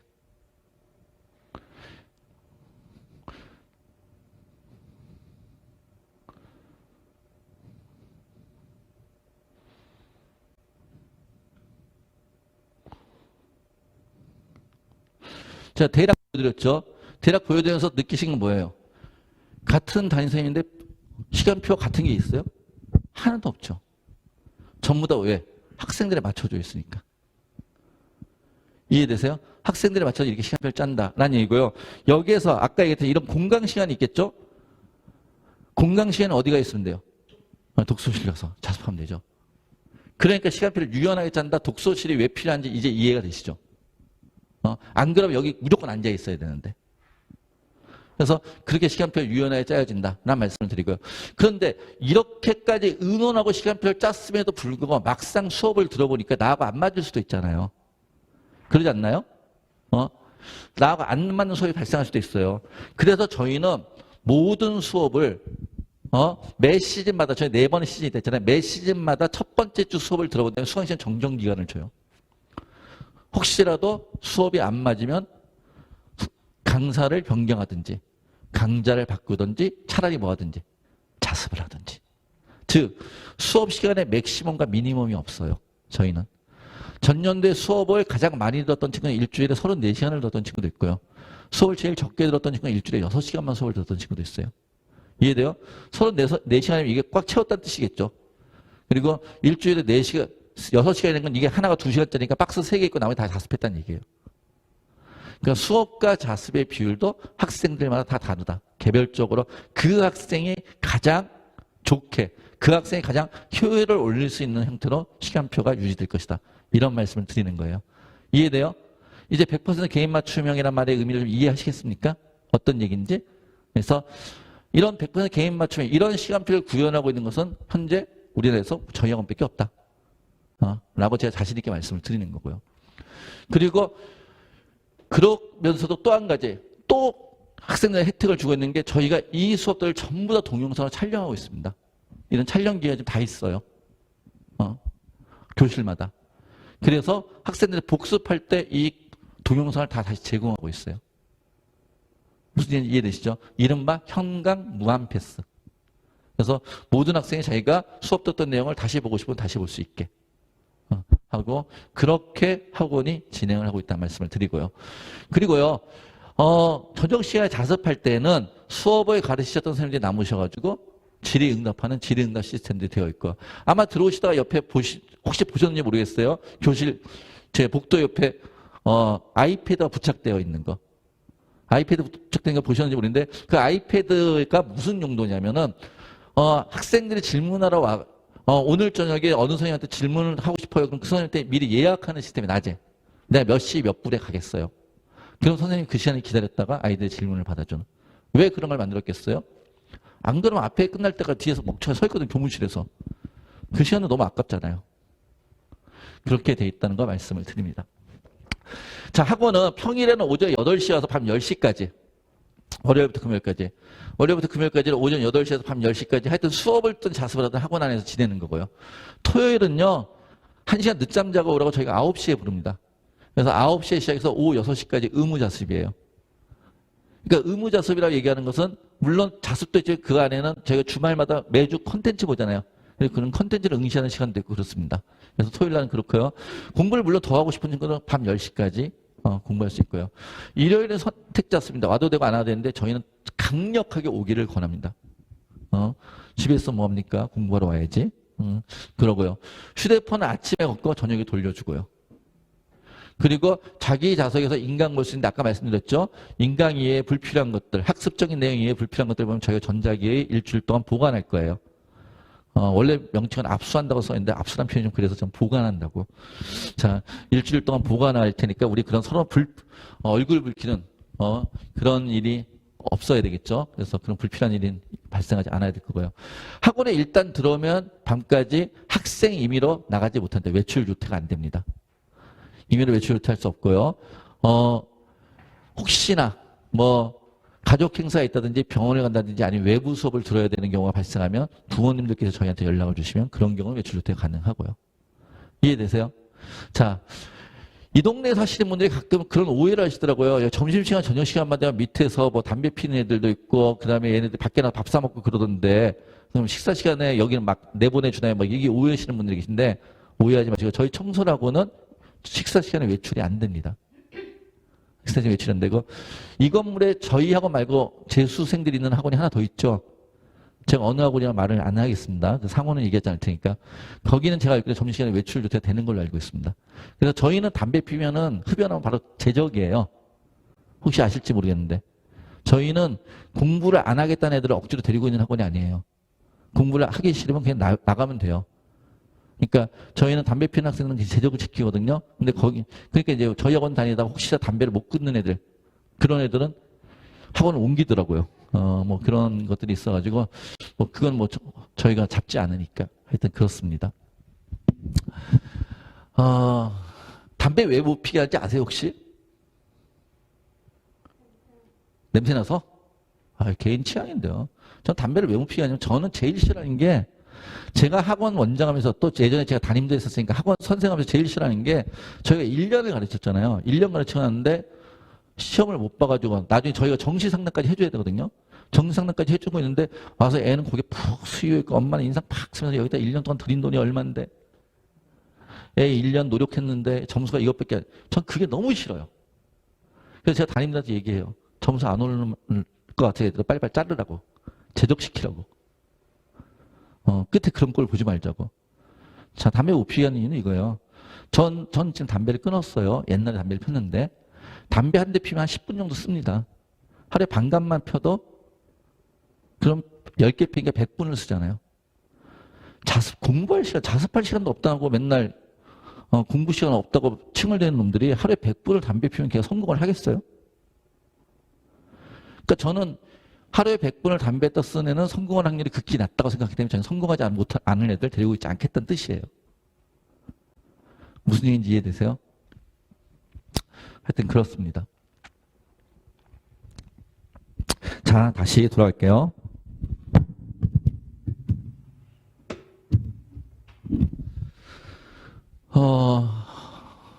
아까 여기까지 얘기했었나요? 여기 얘기했었고 여기까지 얘기했었죠. 예. 아까 얘기했었죠. 수강시정 정정기간 있었다고. 그 다음에 모든 학생들 저희가 모든 동영상을 다시 현장 강의를 촬영해서 학생들 다시 제공하고 있다. 그런 말씀 드리고요. 자, 그리고 질의응답. 아까 질의응답도 얘기했었죠. 아이패드에 입력하는 거, 그 다음에 선생님들한테 하는 거, 질문당지, 그리고 모든 교과서에 스카이 멘토. 스카이 멘토는 뭐냐면요. 학생들 중에서 선생님한테 질문한 것보다 한두 살 위에 언니나 오빠한테 질문하는 게 또는 누나나 형한테 질문하는 게 더 편한 친구들도 있어요. 그래서 저희는 저희 학원 출신의 서울대 연고대 또는 의대 간 친구들이 와가지고 또 그 친구들이 매일 5시간 질문을 받았죠. 전과목 질문을. 대학 간 지 얼마 안 된 애들이라서 얘네들 수능 공부 전과목을 다 하는 애들이잖아요. 전과목 질문을 다 받을 수 있는. 그걸 저희는 스카이 멘토라 그래요. 그래서 수업을 하시는 선생님 외에도 또 선배들에게 질문할 수도 있습니다. 라는 얘기예요. 자, 그 다음에 저희 학원이 또 다른 학원과 다른 특징이 뭐냐면요. 저희는 수업을 가르치는 선생님들하고 강사와 담임이 분업화 전문화되어 있습니다. 그래서 수업을 가르치는 선생님들은 수업과 교과 상담과 학습 관련 질문만. 그리고 전문 컨설턴트들을 모셔가지고 이분들이 멘탈 관리, 생활 관리, 그 다음에 총괄적 학습 관리, 그리고 나중에 입시 컨설팅까지. 그래서 아까 우리 선생님들이 좀 전략 단위의 표현을 썼던 게 그런 분들이십니다. 그래서 그렇게 멘탈 관리, 생활 관리, 그리고 학습 코칭, 입시 컨설팅까지 전문적으로 하신다라는 말씀을 드리는 거예요. 왜 이게 필요할까요? 아까 제가 얘기했었어요. 맨 처음에. 이게 필요한 이유. 빠졌다. 그러니까 제가 이거 필요한 이유 아까 제가 보면서 얘기했었죠. 학생들한테 담임 선생님 언제 필요해요? 학생들 자습 시간이 필요하잖아요. 학생들 자습 시간에. 그렇지 않나요? 애가 수업 듣고 있을 때는 담임이 있으나 마나 하잖아요. 담임을 만날 일이 없는데. 학생들 자습 시간에 필요한데 그래야지 애를 불러 상담도 하고 컨설팅도 하고 그럴 거 아니에요. 아이 멘탈도 관리해주고. 그런데 강사는, 저 같은 강사들은 어디로 간댔어요? 수업이 끝나면 또 수업하러 가죠. 그럼 실제로 학생이 수업하는 시간이 있어요, 없어요? 학생이 자습하는 시간에. 수업이 없는 시간에. 그래서 저희는 전문 수업을 맡기지 않고 이분들한테 수업을 맡기는 전문 컨설턴트들을 모셔서 그런 일을 담당하게 하는 거예요. 이해되세요? 뭔 얘기하는지? 자, 제가 강남에 있는 모 학원이 강남에서 요즘은 좀 약간 시들했는데 한 몇 년 전만 해도 대한민국에서 제일 크다는 학원이 있었어요. 제가 뭐 무슨 학원이라 얘기하지 않을게요. 강남에 있는 모 학원입니다. 강남역에 있는. 자, 그 학원이 항상 말 나오는 게 관리가 안 된다는 얘기예요. 왜? 거긴 강사가 담임을 맡고 있거든요. 강사가 담임을 맡고 있으니까 오후 5시 반만 되면 담임이 싹 사라져요. 어디로? 대치동의 단가로. 그러니까 걔네 거기 다니는데 1년 내 담임하고 상담을 한 번 해봤어요. 뭐 이런 얘기가 나오는 거예요. 우리는 그런 것까지 좀 마크하기 위해서 이렇게 하고 있다라는 말씀을 드리고요. 그 다음에요. 의치서 특별반 프로그램은 이건 저 물어보셔 보세요. 이거를 제가 길게 얘기하지 않을게요. 의치서 특별반 프로그램을 길게 얘기하면은 여기 해당되시는 분들은 좋아하는데 그러지 않으신 분들은 괜히 기분 나빠하시더라고요. 자, 의치서 특별반은 성적이 되는 저희 성적 조건이 저희 모집 요강에 되어 있고 저희 모집 브로셔에 되어 있습니다. 그 성적이 되시는 분들은 보세요.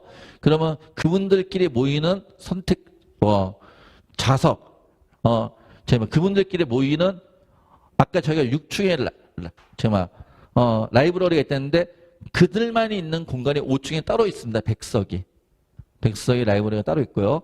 그 다음에 그들만의 콘텐츠, 그들만의 뭐가 있어요. 그들만의 관심 있는 분들은 읽어보시고 그 다음에 나중에 저한테 찾아오세요. 그리고 지금 미리 말씀드리는 건 이건 얘기를 하는 게 좋나요? 안 하는 게 좋나요? 만약 거기에 해당하시는 분이 계시면은 미리 말씀을 드릴게요. 이미 그들만의 존이 100석이 있다고 그랬잖아요. 그들만의 존이 100석인데 이 100석이 이미 좀 마감이 됐습니다. 마감이 돼서 이미 그러니까 그 성적자 된 애들이 이미 100명 이상이 왔다는 얘기예요.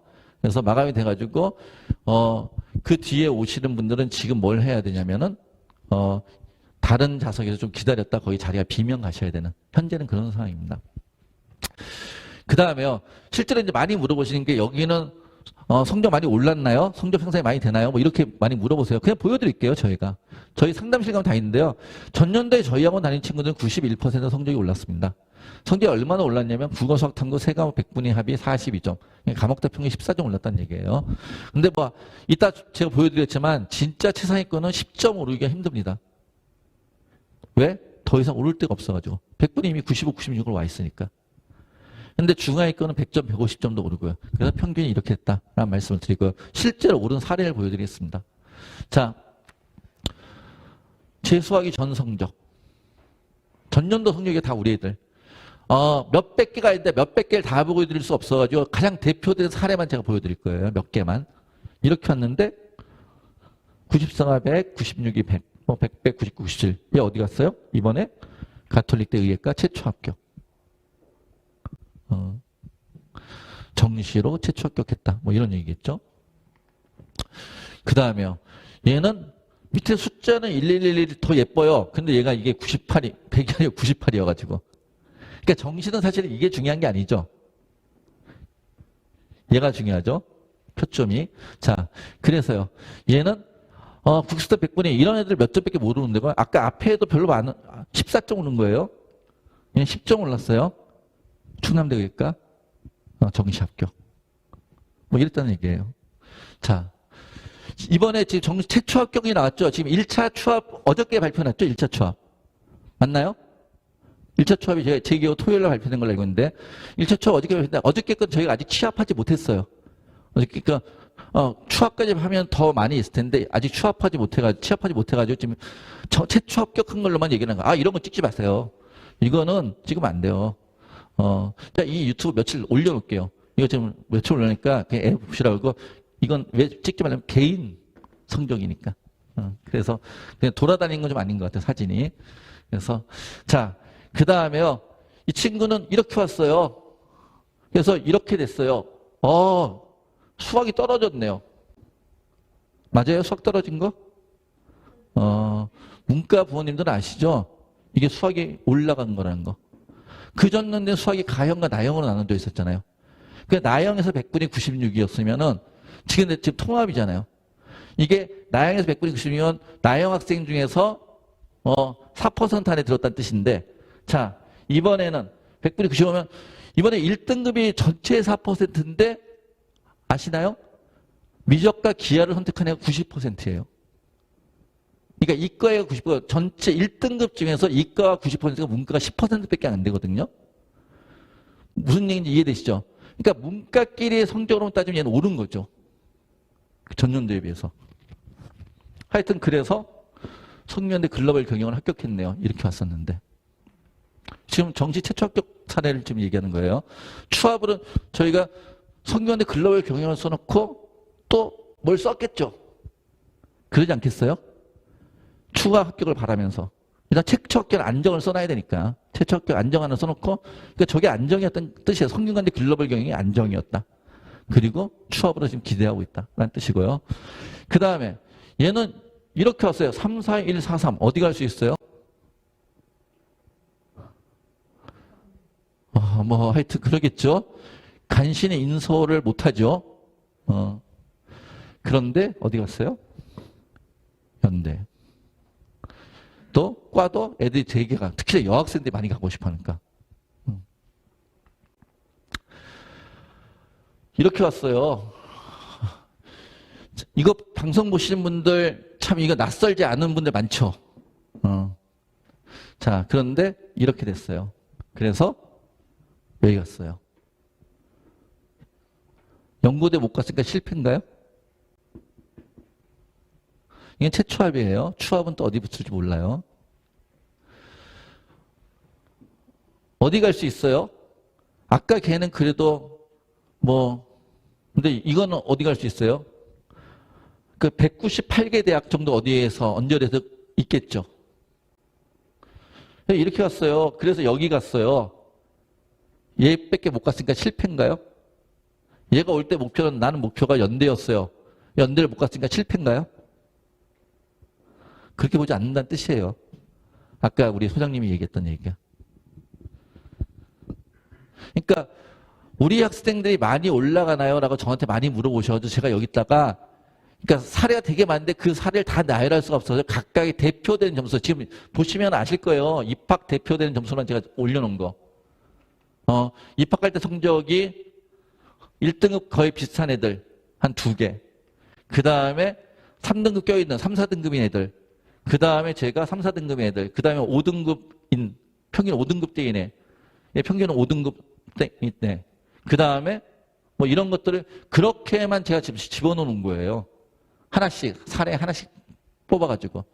그러니까 어느 성적대에서건 향상은 일어난다. 라고 말씀을 드릴 수 있을 것 같아요. 그 다음에요. 자, 어저께까지, 그러니까 이거 2월 8일이죠. 최초 합격 발표한 게. 2월 8일까지 합격자 발표한 것들을 쭈르 모은 거예요. 저희가. 의치서 최초 합격 10명. 저희가 의치서 최초 합격 10명에서 쭈르르 모았어요.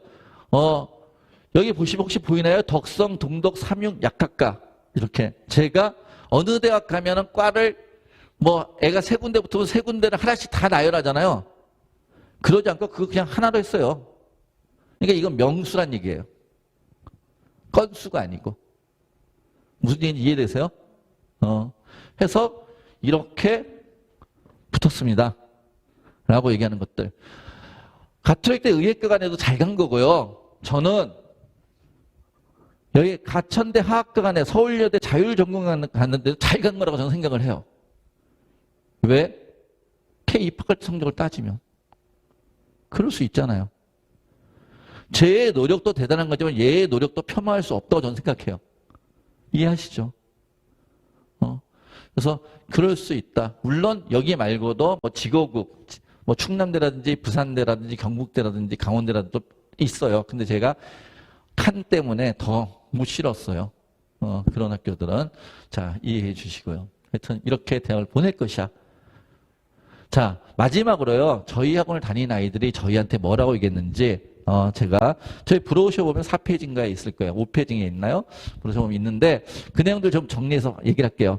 이건 제가 이렇게 써달라고 얘기한 게 아니에요. 그냥 학생들한테 너 합격했으니까 우리 학원에 대한 애정이 있으면 글 좀 써줘 라고 얘기했어요.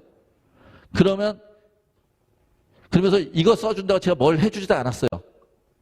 그 흔한 문화상품권 하나도 안 주면서 그냥 써줘 라고 했는데 애들이 써줬어요. 라는 얘기는 이런 걸 인정해 주셔야 돼요. 이 학원이 학생들이 이 학원을 좋아하는구나. 학생들이 이 학원에 고마워하는구나. 무슨 얘기인지 이해되세요? 그러니까 이런 걸 써주지. 안 그러면 이런 걸 왜 써주겠어요? 자, 학생 쓴 거 같이 읽을게요. 강북 청소년 전략담임 선생님이라는 시스템이 있어. 아까 얘기했죠? 현재 나의 학생들 점검하고 학습 방향을 발휘할 수 있습니다. 항상 틀리는 부분에 대해서 저 혼자 고치기엔 한계를 느끼고 담임선생님과 상담을 요청했을 때 선생님 같이 고민하시면 해결책을 제기해 주시고 교재를 추천해 주시는 큰 도움을 주셨습니다. 아까 저희 소장이 했던 얘기예요. 학원을 보내야 되는 이유. 남의 시각으로 바라봐야 된다. 그리고 과목당 공부처의 균형에 깨졌을 때 이를 바라봐 주시는 학습에 실질적인 도움을 많이 주셨습니다. 선생님의 수업과 다양한 자료가 학습에 큰 도움이 되었습니다. 실전 모의고사 좋았습니다. 저희 콘텐츠 좋다고 얘기했잖아요. 이를 통해 실전 감각을 유지할 수 있었고 의대가 내가 그렇게 얘기하고 있어요. 저희 거 좋다고. 다른 양질의 사설 모의고사를 찾기 위해 드는 시간과 비용을 아낄 수 있었다. 학원에서 주는 것만으로도 시간과 비용을 아끼고 양질의 모의고사 찾는 것보다 낫다라고 얘기하고 있잖아요. 강북 청소년 선생님의 관리와 학생들의 의지로 좋은 문의와 수능 지구까지 이어져 좋았습니다. 자, 다음 거 보면은 연세대학교 사회환경 가는데 혼자 독서실에 집에서 공부했다면 지금의 성적 향상을 내지 못했을 거라고 저는 확신할 수 있습니다. 학원은 혼자서 할 수 없는 질의응답할 수 있고 그중에서 강북 청소년이 가장 좋았던 점은 역시 자신만의 시간표를 짤 수 있다는 것입니다. 자, 저희 학원에 가까운 고등학교인 것 같아요. 바로 옆에 이런 불자로 시작하는 고등학교 하나 있는 것 같은데. 자, 그 다음에요. 이 학생은 현역 때 전자기기 사용 문제를 해결하지 못했기 때문에 강력한 생활관리에 도움이 되었습니다. 학교는 아마 전주에 있는 학교 같은데 학원 감독 선생님들이 졸거나 친구들과 잡동하는 것도 관리해 주셨기 때문에 정하기 힘들었지만 결과적으로 공부에만 집중할 수 있게 되었고 성적 자연스레 오르게 되었습니다. 졸거나 친구들과 잡다하는 것도 관리해 주셨기 때문에. 그 다음에요. 이 친구는 지방 학생이에요. 근데 여기 와서 친지분이 여기 계셔가지고 여기 왔는데 아쉬운 수시원서 지원 전략을 입시에 실패했고 재수를 결정했습니다. 학생들이 공부에만 집중할 수 있는 더 나아가 대입 이외의 것은 관심조차 가지기 힘든 학원 시스템과 대입 이외의 것에는 관심조차 가지기 힘든 어머님들이 아주 좋아하는 얘기죠. 학원 시스템과 엄격하고 체계적인 생활관리는 빠른 시간에 저를 변화시켰습니다. 내신, 생기부, 모의고사, 수능 문제 모든 걸 종합적으로 고려하여 학생의 가장 유리한 대학과 전형을 구체적으로 제시해 주시는 선생님의 상담을 통해 작년에 아쉬움을 날려버릴 수 있었습니다. 이 친구는 수시로 합격했고요. 전년도에는 고3 때는 컨설팅에 실패했는데 여기 와서 우리 전략단위성의 컨설팅을 성공적으로 이끌어서 여기 갔습니다. 이런 얘기를 하는 거죠. 자, 저희는 당연히 대학 수능고사, 수능 점수를 극대화하는 게 목표예요. 근데 그것보다 더 중요한 건 뭐죠? 원하는 대학을 보내는 거잖아요. 맞죠? 그러니까 수식은 정식은 저희는 다 볼 거예요. 그래서 저희 학원에 입학하는 모든 학생들을 저희는 학교 생활 기록부 2를 발급받아가지고 다시 다 검토를 합니다. 그래서 가장 유리한 점을 찾는다는 뜻이에요. 그 다음에요. 강북 청소년학원에서는 학원과 독서력을 동시에 누릴 수 있고 또한 학원과 독서를 동시에 누릴 수 있죠. 내신은 장학 혜택을 받을 수 있다고 하여 강북 청소년학원을 선택하게 됐습니다. 내신이 좋았나 보네요. 작년엔 스터디 카페 주로 공부했기에 밥 먹는 시간, 학원 가는 시간 등 낭비하는 시간이 많아 순공부 시간을 늘리기에 비효율적이었습니다. 하지만 강북 청소년을 다니며 모든 것이 해결됐고 심지어 셔틀버스도 있어서 편하게 학원을 다닐 수 있었습니다. 그리고 담임 선생님께 관리를 해주셔서 슬럼프가 왔을 때 도움을 받을 수 있었습니다. 1년을 다니면 누구나 슬럼프가 와요. 근데 그 슬럼프 기간을 누가 짧게 할 것인가? 이게 핵심이죠. 제가 기존에 다니던 학원에서 배운 것보다 많은 것을 배웠고 수능 성적을 올리는 데도 많은 도움이 되었습니다. 저는 질문을 많이 하는 편이라 쌤들의 질의응답할 수 있다는 점도 좋았습니다. 타 학원들처럼 정해져 있는 시간표대로 따라가는 것이 아니라 자신에게 꼭 필요한 수업을 선택할 수 있어 자율학습 시간을 충분히 확보할 수 있었습니다. 수업을 하는 강의실이 아니라 자율학습실 라이브러리에서 자율학습을 하는 강의실과 잡실이 분리되어 있었습니다. 지도 선생님께서 학습 분위기를 조성해 주셔서 더욱 집중해서 공부할 수 있었습니다. 아까 제가 설명했던 게 아이들의 입으로 확인이 되는 거잖아요. 아이들의 말로. 강북 청소년에서 배부한 과목별 여러 난이도의 문제들과 여러 모의고사 등등의 컨텐츠를 통해 부족한 과목을 더 공부할 수 있고 OMR 체크 연습, 시간 연습 등을 할 수 있었습니다. 또한 꼼꼼한 학습 플래너 건설과 주간 학습 분석을 통해 꾸준한 공부량과 한 과목에 치우치한 균형 있게 공부할 수 있었습니다. 지금 아까 제가 설명드렸던 것들 다 애들이 얘기하고 있어요. 이게 좋았어요. 자, 그 다음에요. 자신에 맞게 수업을 선택할 시간별자 수는 청소년 시스템이 수업 시간과 자신의 밸런스를 맞추는 데 적합하였고 철저한 관리 시스템이 갖춰져 있다는 점도 저희 수업 생활에 큰 도움이 될 것을 생각하여 청소년학원을 선택했습니다. 청소년학원에선 쾌적한 환경에서 공부를 할 수 있었다는 점이 좋았습니다. 또한 매주 토요일 콘텐츠를 통해 저희 부족한 점을 알아볼 수 있었다는 게 좋았습니다. 매주 정해진 시간에 진행된 콘텐츠를 통해 저희 이러한 문제점을 보완할 수 있었습니다. 시험이 끝난 후 성적과 플랜을 통한 분석으로 최근의 성적에 대해 진심을 다해 조언해 주셨습니다. 정말 공부가 손에 안 잡히는 날이나 도망가고 싶을 때는 충동적인 생각이 가라앉을 때까지 여러 이야기를 해주셨고 실제로 도움이 많이 되었습니다. 모든 과정 중 헛된 순간은 없습니다. 자신의 노력을 믿고 체계적인 시스템을 믿지 성공적인 학원 생활을 하시기를 바랍니다. 저는 이런 말씀 드리고 싶어요. 이 친구 건국대 합격했어요. 그래서 성공하지 못했다고 표현하면 안 된다고 저는 말씀을 드리는 거예요. 이 친구는 이 친구의 노력에 의해서 아까 이 친구는 입학할 때 성적이 아까 가톨릭대 들어간 의예과 들어간 친구보다 입학할 때 성적이 낮았어요. 그럼 자신의 노력을 여기 가서 성공한 거잖아요. 맞죠? 뭐 건대가 내가 쓴 글을 뭐 굳이 신경 쓸 필요 있어? 전 그런 건 아니라고 생각을 해요. 우리는 우리한테 온 모든 학생들이 그 위치에서 더 이상 향상되기를 바라는 거니까요. 자, 강북 청소년 혼자 공부하는 것보다 더 규칙적인 생활을 가능하게 해줬습니다. 또한 여기에서 공부했기 때문에 규칙적인 수면 시간과 규칙적인 등하원 시간 등의 제 일과가 오직 공부만을 위한 일과가 짜여질 수 있었습니다. 또 담임 선생님의 상담도 언제든 편하게 할 수 있고 질의응답 시스템으로 강의해 준 선생님께 직접 질문할 수 있다는 점은 좋았습니다. 강북 청소년 친목에 있어 다른 학원에 비해 정말 철저히 관리해 주십니다. 지도팀 선생님들께서 친구들 간의 대화를 철저히 막아주신 덕분에 엄숙한 분위기가 거의 수능 전까지 잘 유지되었다고 생각합니다. 저는 학원에서 말 한마디도 하면 안 될까요? 학원은 말 한마디도 못하는 공간인가요? 저 그 얘기 좀 하나 할게요. 저는 학원에서 학생들이 하루에 말 한마디 하나 공부만 해야 돼 라는 것에 저는 동의하지 않습니다. 하루에 학원에 있는 시간 14시간인데 14시간 동안 말 한마디도 않고 10단을 있어봐요. 애가 우울증에 걸리겠죠. 그러지 않나요? 그래서 저는 말할 수 있는 공간을 열어줄 겁니다. 어디냐면 그게 옥상이에요. 옥상 올라와서 하늘 한번 쳐다보면서 병아리 새끼들처럼. 그럼 거기선 얘기할 수 있어요. 쉬는 시간, 식사 시간. 대신에 어디서는 라이브러리, 교실. 여기는 어때야 돼요? 조용히 해야 되는 공간. 무슨 얘기 이해되시죠? 모든 데를 다 가끔 가다 보면 어느 학원인가 가면은 그런 상담하실 때 우리 학원은 학원 내에서 말 한마디도 못하게 합니다. 이런 학원이 있어요. 현실적이에요. 그러면 어머니 잘 아시게 풍선효과라는 게 있잖아요. 여기를 막으면 여기가 터지는. 그러니까 숨 쉴 공간을 열어놓고 잡아야죠. 저희 학원은 그렇게 관리한다는 얘기예요. 그래서 어디선가는 애들이 떠들 수도 있어요. 그런데 그 공간은 관리되는 공간이라는 거. 그리고 나머지 공간은 조용히 하는 공간이고요. 그렇게 저희는 관리를 합니다. 그래서 저희 100% 개인 맞춤 시스템 강북청소 제수 정규반은 언제요? 이제 딱 일주일 남았네요. 2월 21일 날 월요일 날 개강을 합니다. 자, 오늘 설명회를 들으신 분들한테 저희가 부탁을 드리는 것은요. 저희는 입학하는 날 딱 와가지고 입학했더니 담임선생님이 들어오셨죠. 우리 반 학생들 이게 너네 시간표야 이렇게 딱 주는 학원이 아니에요. 입학하기 전에 진단 키트, LMTI, LMAT를 입학하기 전에 미리 다 테스트하고 그리고 미리 담임 선생님을 만나서 상담까지 하고 그리고 시간표까지 짜는 학원이에요. 그래서 부탁드리고 싶은 것은 저희 학원에 아이를 보내시거나 아니면 지금 학생들 중에 이 방송을 보시는 분들 저희 학원에 다니실 분들은 등록을 좀 서둘러 주셔야 돼요. 늦어도 화요일까지는.